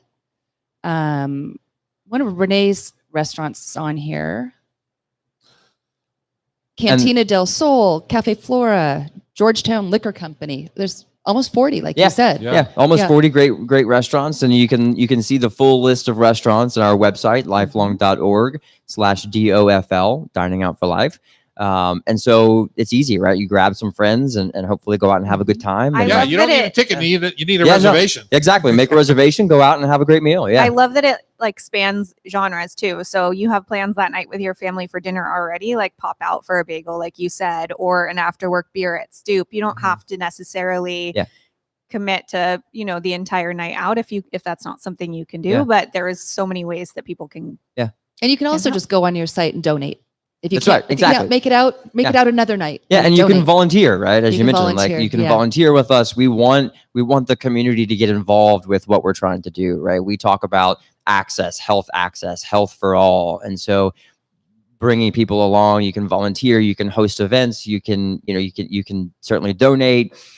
We do a fundraiser called Gay Bingo in June of every year, right? And so as we do more events, there's lots of ways to get involved with Lifelong, and that's that we're trying to bring people along with us in the fight for health for everyone. Right. Yeah. It's no secret there's a lot of LGBTQ members that work in our restaurants, both front Sure. and back of the house. And so Yeah.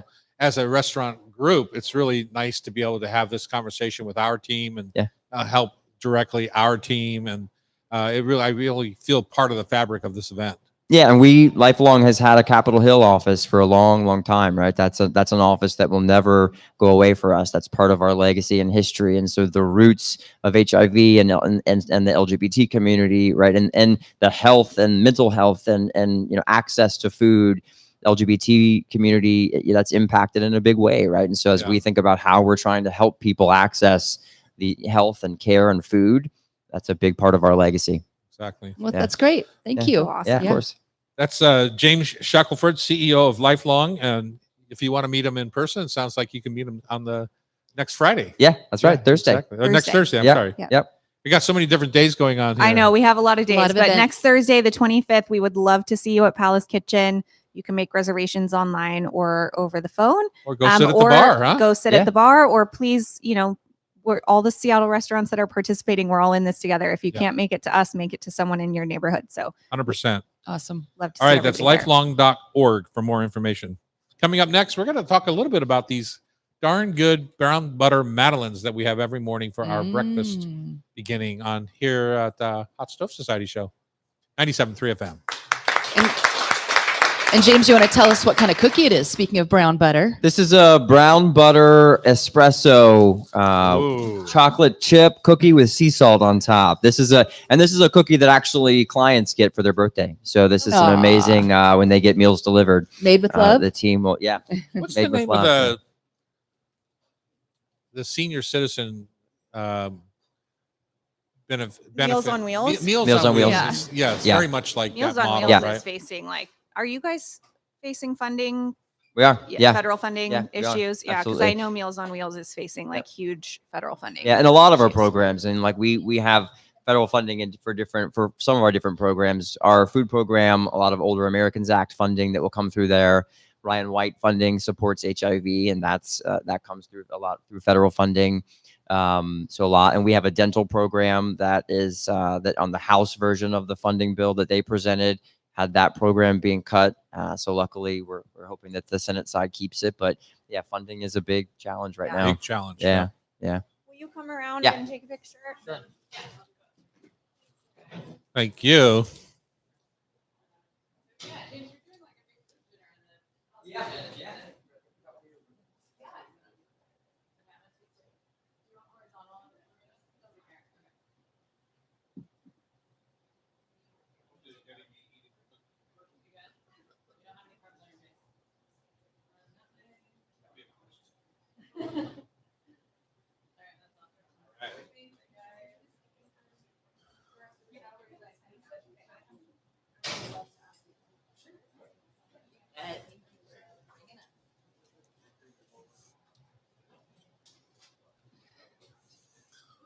No problem.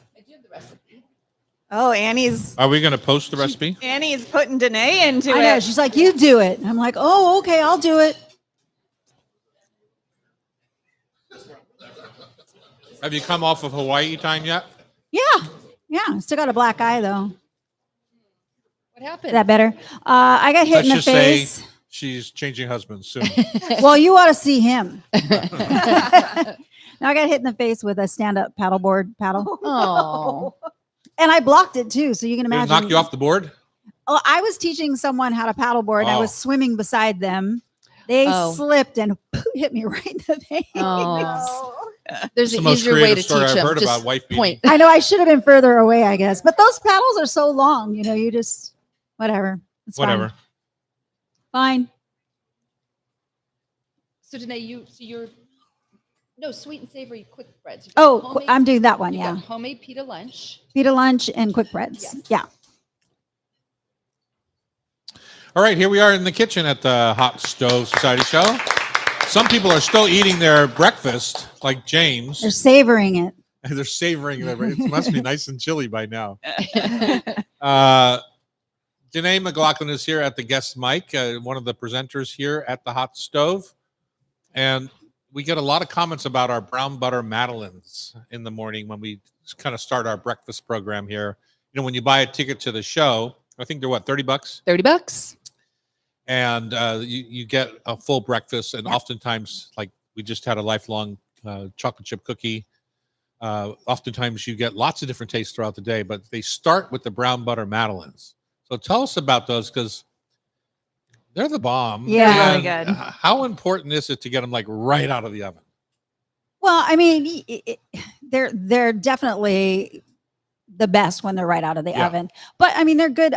You know, we'll eat them after the show's over if we have some leftovers, and they're still delicious. Right. Yeah. Because I've bought them in stores when they're in little cello wraps and stuff. Oh, and they're yeah, just no, not good. uh-uh. Well, because you need the crispy edge, Yeah. I think. Yeah. So getting them within a couple hours when they've maintained that little bit of crust, I Yeah. think is vital. Because otherwise, when they're wrapped in plastic, you know, they get a little soft. Yeah. Right. And they're too spongy. I Yeah. mean, you do want them to be, you know,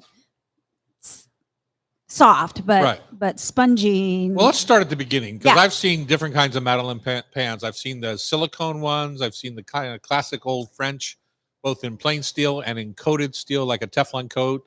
Where would you send somebody? Because you have to have a Madeleine pan. You have to you have can a call them a Madeleine. brown butter cookie, but Yeah. to be a Madeleine, you have to have a Madeleine pan. Yeah, in my opinion, the silicone doesn't work.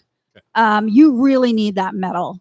The metal really gets the heat for them to rise, and you also get the really good crevices Uh-huh. that gives you the shape of the Madeleine.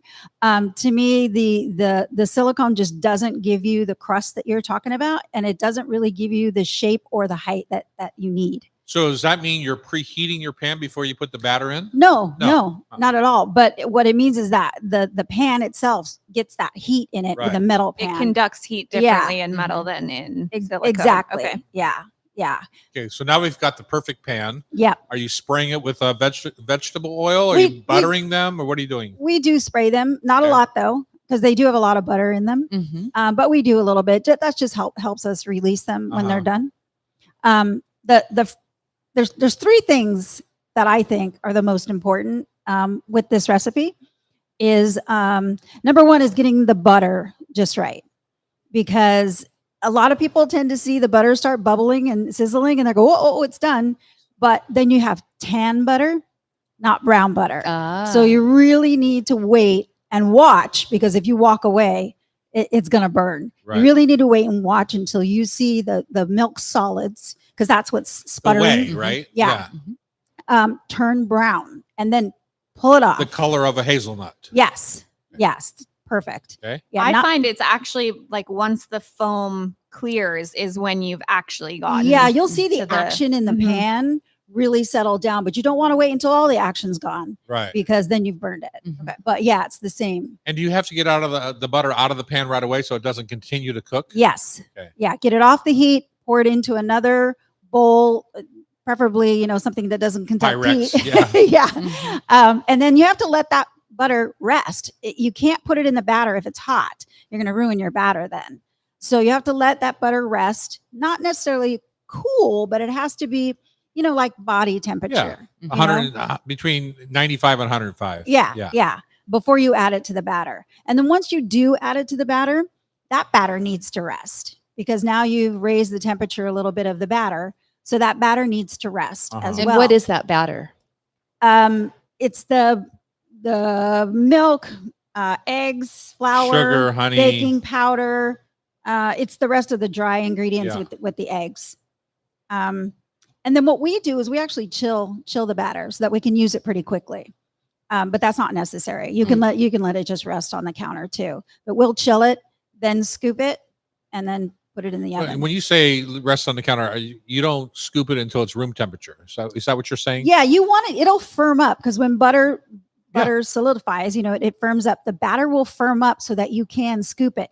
If it's loose and you try to bake it, it's just going to spread. Uh-huh. It's not going to rise. You won't get that nice belly that you're Uh-huh. looking for. Uh-huh. So if it's a little bit firm to the touch, then you can scoop it. That's when you can use that batter. So those are the three things that are super important. Brown butter, temperature, and scoopable. Yes. Okay. Yeah. got it. I think another important thing is when you serve them lines up, Yes. because the top of the cookie is just a flat, Yeah. nothing looking thing. Yeah. then And the little belly makes it tip up on the plate kind of cute. So Right, right. And then you put a little powdered sugar over top. we just put a little powdered sugar on top because it really doesn't need much. But you've seen ones that are like dipped in chocolate. Right. You can do all kinds of fancy stuff with them if you want Yeah. to. I've actually seen them on the side of cakes. Melons. Yeah. Like little shell decoration. Yeah, on cake. That's exactly. cute. Yeah. Uh-huh. Annie wrote on here you can do bergamot tea, orange zest and cardamom, fresh ginger and lemon salt, pistachio and cardamom.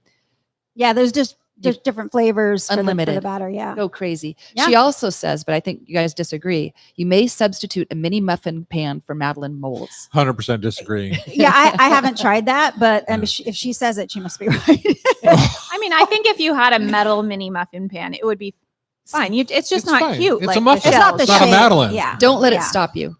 Don't let it stop. It still makes a good muffin, but it doesn't make a Madeleine. Right. In my opinion. I think it's cakier, sweeter than a muffin.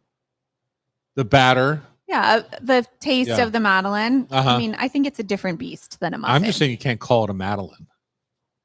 I You think can call you're it a being biscuit. I think you you're can call being it a little puck, uptight. a little brown Now we're butter going puck. back to the tagine where you Yeah, can't call it. Yeah, she didn't give me that on the tagine. Aw. That is unbelievable to me. Let's Guys, we cut haven't that out, done Sean, 'cause trivia we haven't done his. That might be something at future foreshadowing for trivia. Sean, will you cut that out for me? What was the other thing you were going to talk about? Oh, your class. Oh yeah. So, Wait a second. Let me. yeah. So now you're all done breakfast. You're all done Madeleine's. Let's talk about some of the classes we have coming up here at the Hot Stove, and which ones are you leading?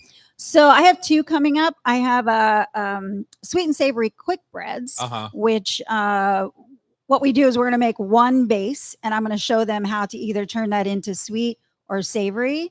One base batter. One base batter. Okay. Yeah, and then turn that into either sweet or savory. We're going to bake it in loaves, Uh-huh. like bread, and then two different ways of presenting, like how you would present a savory bread, like with cheddar and jalapenos on top, versus Right. a sweet bread where you're going to do, cream cheese frosting and chocolate chips or Right. whatever. Right. And that's a make and take class, so they're going to make those and take them with them. Fun. And that's on Saturday, October 11th. Yeah. And then Yeah. on the 4th, you're doing I'm doing pita like a pro, which is basically we're going to make our own pita bread, and then we're going to have like a pita lunch with the pita bread.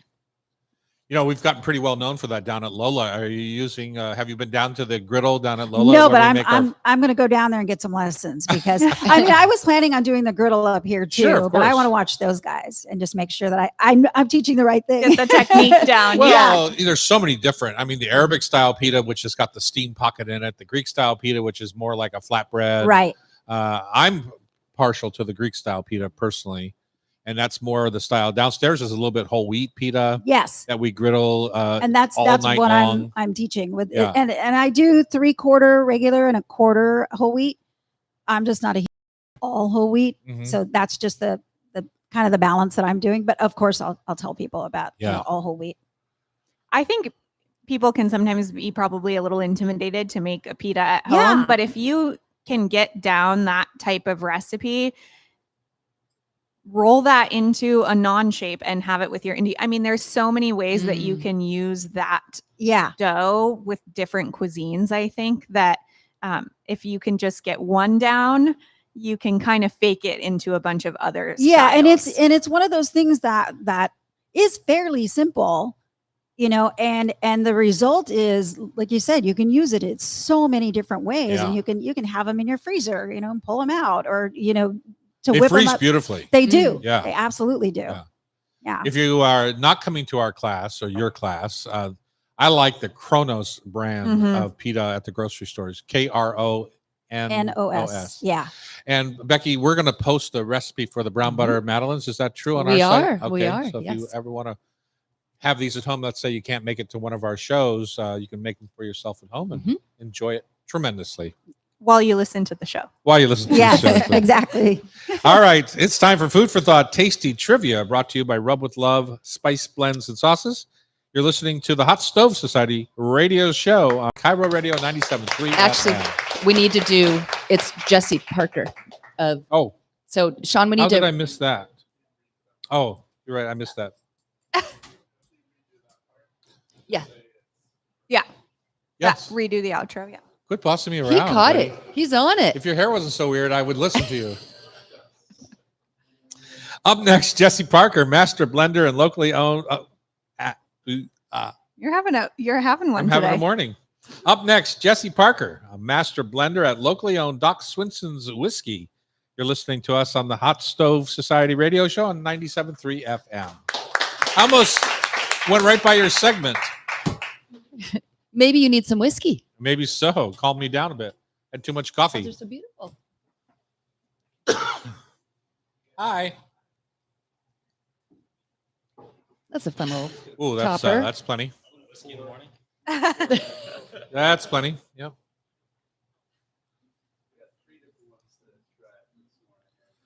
Well, we have to try them off the air so that I can talk about them without, unless you have glasses for each one. We have glasses We have too. glasses too. Okay. Yeah. That makes sense. So, yeah, I think we could do it. Is there an order you want us to go in? Yes. So the first one you went for, All right, I'm going to go to my left here. yeah.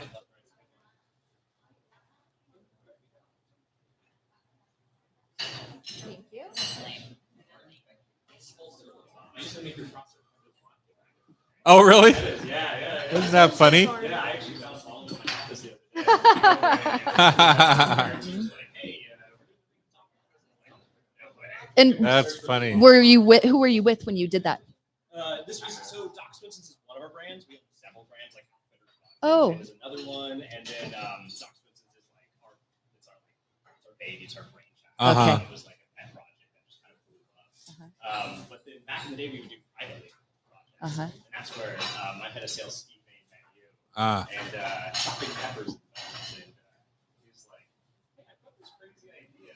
We talked about this. I think we just use boxes on this pepper. Uh-huh. Sure, let's do it." And I think the first delivery was like 10 buckets, just chopped peppers. Uh-huh. Yeah, Wow. like, what is going on? Right now? I had no idea what to expect. Must have been Prosser Farm. It was Prosper Farm. Yeah. So I found a bottle with a label on the other day too. I just got presented Outfitters vodka and gin, I think. Oh, no Gin, way. maybe. Our distributors do it. By, I think it's, what is it, Chad Bowie? Yeah. Yeah. Okay, that's awesome. I'll let him know. I can't remember what company he's with. Is it with American Northwest or Odom? Yeah, Odom. they're all- It's now Odom. Yeah. No, he was, let's see. Hamid is American Northwest. He was at Northwest Bev, Yeah, that makes which is now Odom, I sense. think. They keep Yeah. changing things. Yeah. I see. Gotcha. Just the taste. You don't need to waste it on us. And we're running early because this is our last segment, so Yeah. we're great on time. The Try to do the booze last.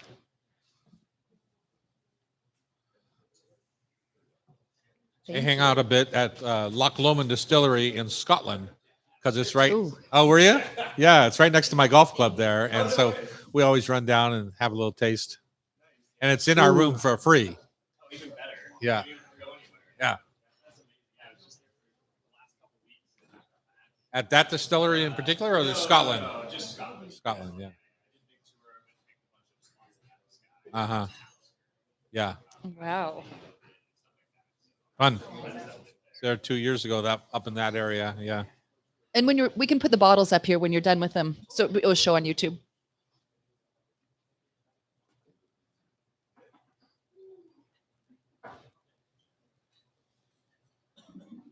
What's your nose say? Don't go back to work. Does it say good morning?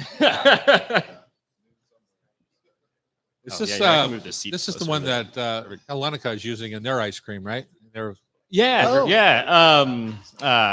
The gelato. Yeah, in Pike Yeah. Place. Yep. Isn't it delicious? This is number 2. Good. Good Oh, you're- talent. Oh no way! Yeah. Yeah. Oh, how fun. tea. Oh no way!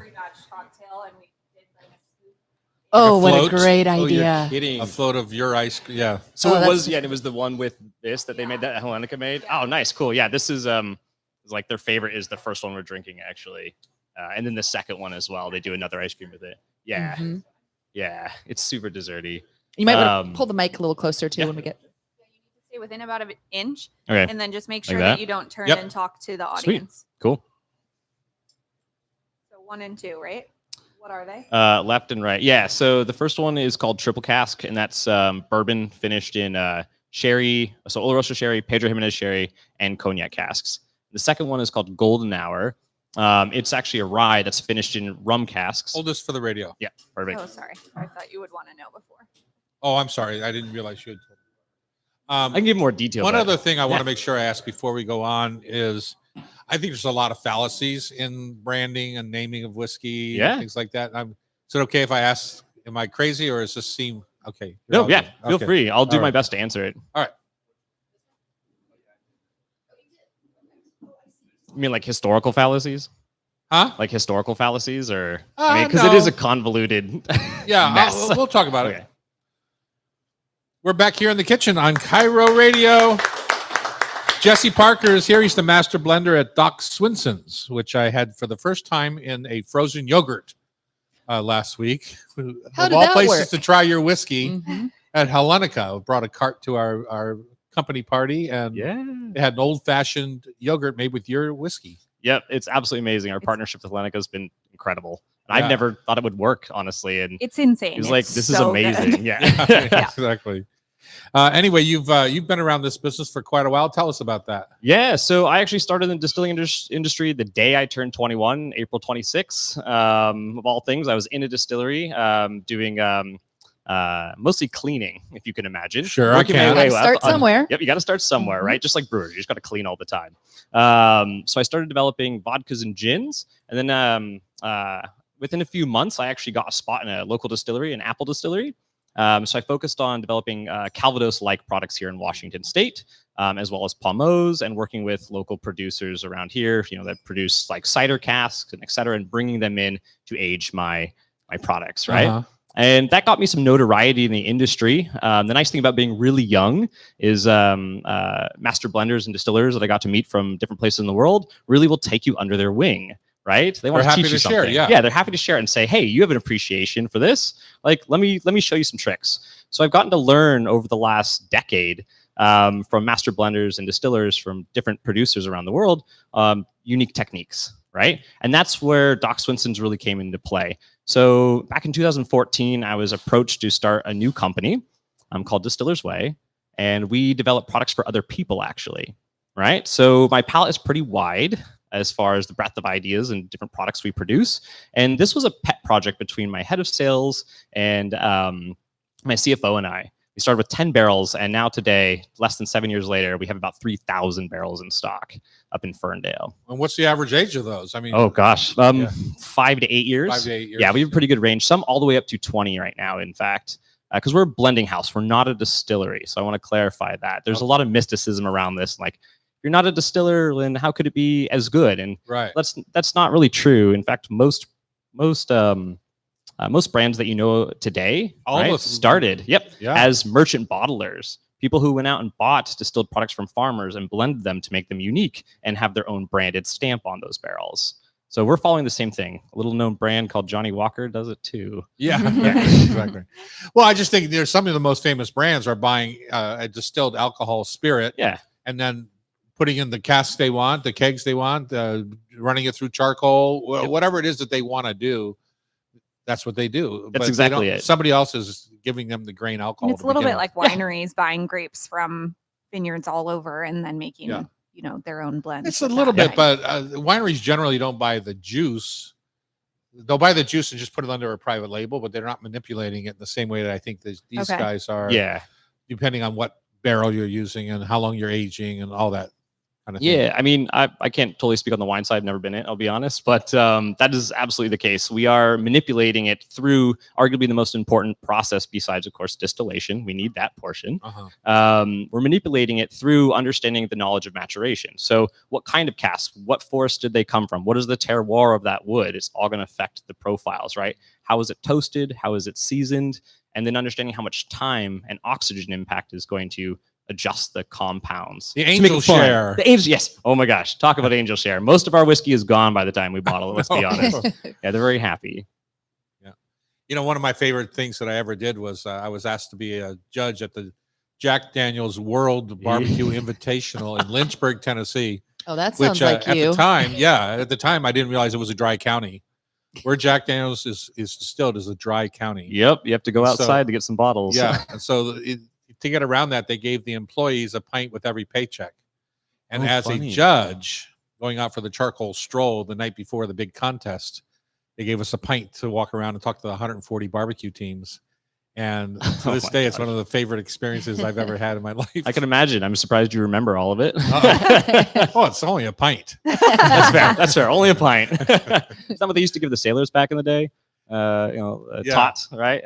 Was I So- think a pint of rum. Let's get rid of some of the cliches, I think, Yeah. of the business, is what I was trying to get to before, which was when, you know, a lot of the big brands, you'll see Four Roses, small batch. Come Sure. on. Oh my gosh. I don't believe it for a second. Jack Daniels the upcharges for a single barrel product rather than just Jack Daniels product. How much of this stuff is just a marketing gimmick?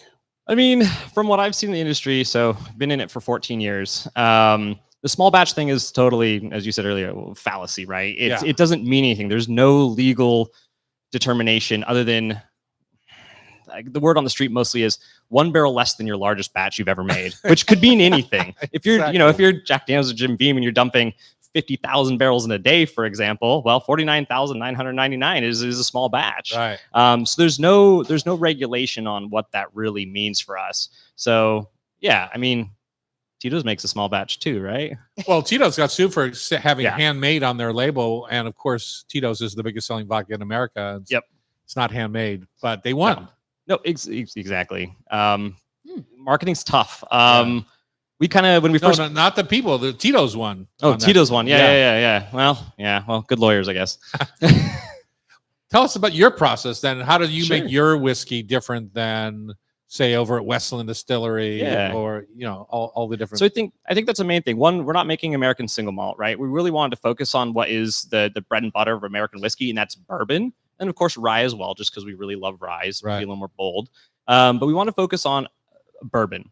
And then because we are not distilling it, we wanted to really alter those profiles. So everything we produce is a blend of at least 2 different bourbons that have been aged at least a minimum of 5 years, up to, like I said, 10, 12, 15, etc.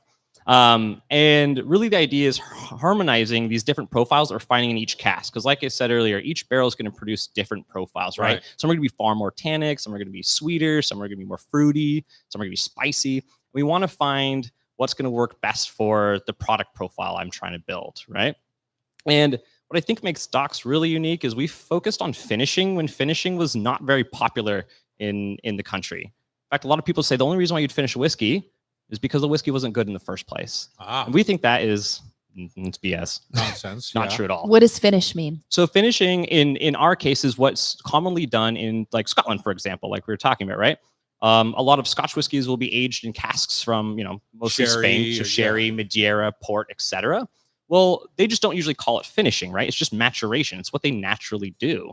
So what we do is the same thing. We just in the United States call it finishing, Right. because we're taking something that, in order to call it bourbon, has to be aged first in brand new oak charred containers or casks. Chard in is other the words. important word there. Correct. Yeah. Without that, Toasted. it's not bourbon. Yeah. Yep. Or any American whiskey, technically. And that's going to give you those classic, you know, profiles: vanilla, caramel, right? Toffee, Yeah. a little cinnamon. And then what you're going to do is you're going to further layer in flavors, right? It's no different than seasoning food, I imagine, right? Mhm. Like you're adding in flavors to build complexity, breadth, body, things like that. And that's what we're doing by finishing. And I think it's a great gateway for people to also get into American whiskeys that say don't normally like them, and also equally people who love them to try something new and experience a new, a new profile they're not used to. So that's what we do. Right.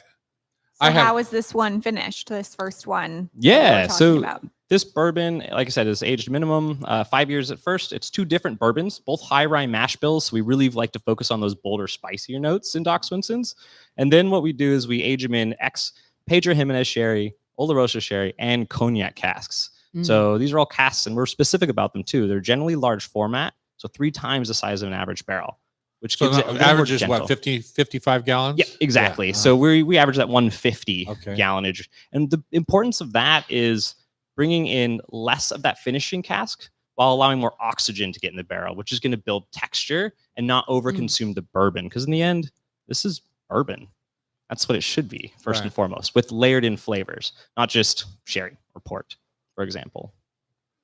The only bourbon I've had that I didn't care for with this kind of finishing flavors, because you see, again, Madeira, you see every sort of cask, but I had some that were in a Cabernet cask, and Yeah. I just did not. Didn't Too work. much of the Cabernet fruit came out. Color, it was almost pinkish in a funny way. And I just didn't enjoy the experience. Totally. So you can mess it up too. Yeah. Oh my gosh. Absolutely. Yeah. It's absolutely the most expensive mistake you'll ever make is messing up those barrels. That's for sure. My Because how long CFO does it take to realize you messed it up? Like 5 years. Ooh, yeah. Well, with the finishing profile, a lot of people will finish, especially for like wines like a Cabernet. You'd be looking at a pretty fast finish or a very long finish, Uh-huh. right? And generally in between, you can mess it up because you pull out, like you said, too much of the Cabernet and you've lost the essence of the whiskey. Right. That's not really great. You might as well just buy the wine at this point, right? Uh-huh. It's just confusing. So really, you want to check on your barrels just like you check on anything, right? You want to make sure that the profile is developing in a way, and if it's not, you need to figure out what to do with it. And that's part of the art of blending and understanding how to manage your warehouse. Right. Speaking of barrel, tell us about the new barrel lab you just opened. Oh my gosh, You yeah. only have a so- minute though. You gotta hurry. Oh yeah. So the Barrel Lab is in Ferndale, Washington, and the best part it's our taste room that we just opened up. And the whole idea behind it is you get to immerse yourself directly where we actually work. So you're in all the barrels. You're not just in an exit through the gift shop kind of taste room.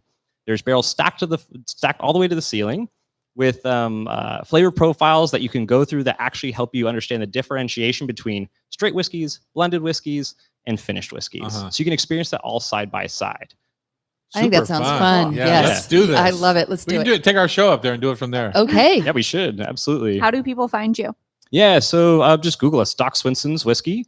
It'll take you to our website. That'll give you all the information on coming and visiting the Barrel Lab in Ferndale, as well as if you want to ship a bottle to a friend or get some for the holidays, you can do it directly through our website. And after you get done sipping whiskey, you can walk over to Ferndale Creamery and have some good mozzarella. That's true. Mm. We did a little collaboration thing once. Oh, too. did It's ya? absolutely hilarious. Yeah. Yeah. Oh, fun. It's docswhiskey.com. Doc? Yeah, docswhiskey.com. Okay. Doc Swinson, SWINSON apostrophe S. Doc Yep. Swinton's. All right, good. Thank you so much. Thank you. Thank you, Tom. Delicious. Thanks for Thanks, making the Jesse. trip down and bringing us a little taste. How'd you like that out there, everyone? Are you all toasty now? Ready for Okay. more? I'm just kidding. All right, to go ready to for work? more. Oh, perfect. I'm It worked out. Cairo. It's time for Food for Thought Tasty Trivia brought to you by Rub with Love Spice Blends. You're listening to us on Cairo. It's the Hot Stove Society Show, 97.3 FM. All right. Feel like I did that one before. Easy. Thank Cool. you so much. Yeah, thank That you. was awesome. I'm so happy you guys got to try the Hellenica. Oh my god. Yeah, Yeah. we met each other I at mean, the. we're obsessed with them in general. They're Yeah. our neighbors. Oh, down that's in the so market, and they're sweet. nice. That's so Oh sweet. my gosh, absolutely hilarious. Too. Yeah. They were No, just on. a couple I had weeks to ago. my nose.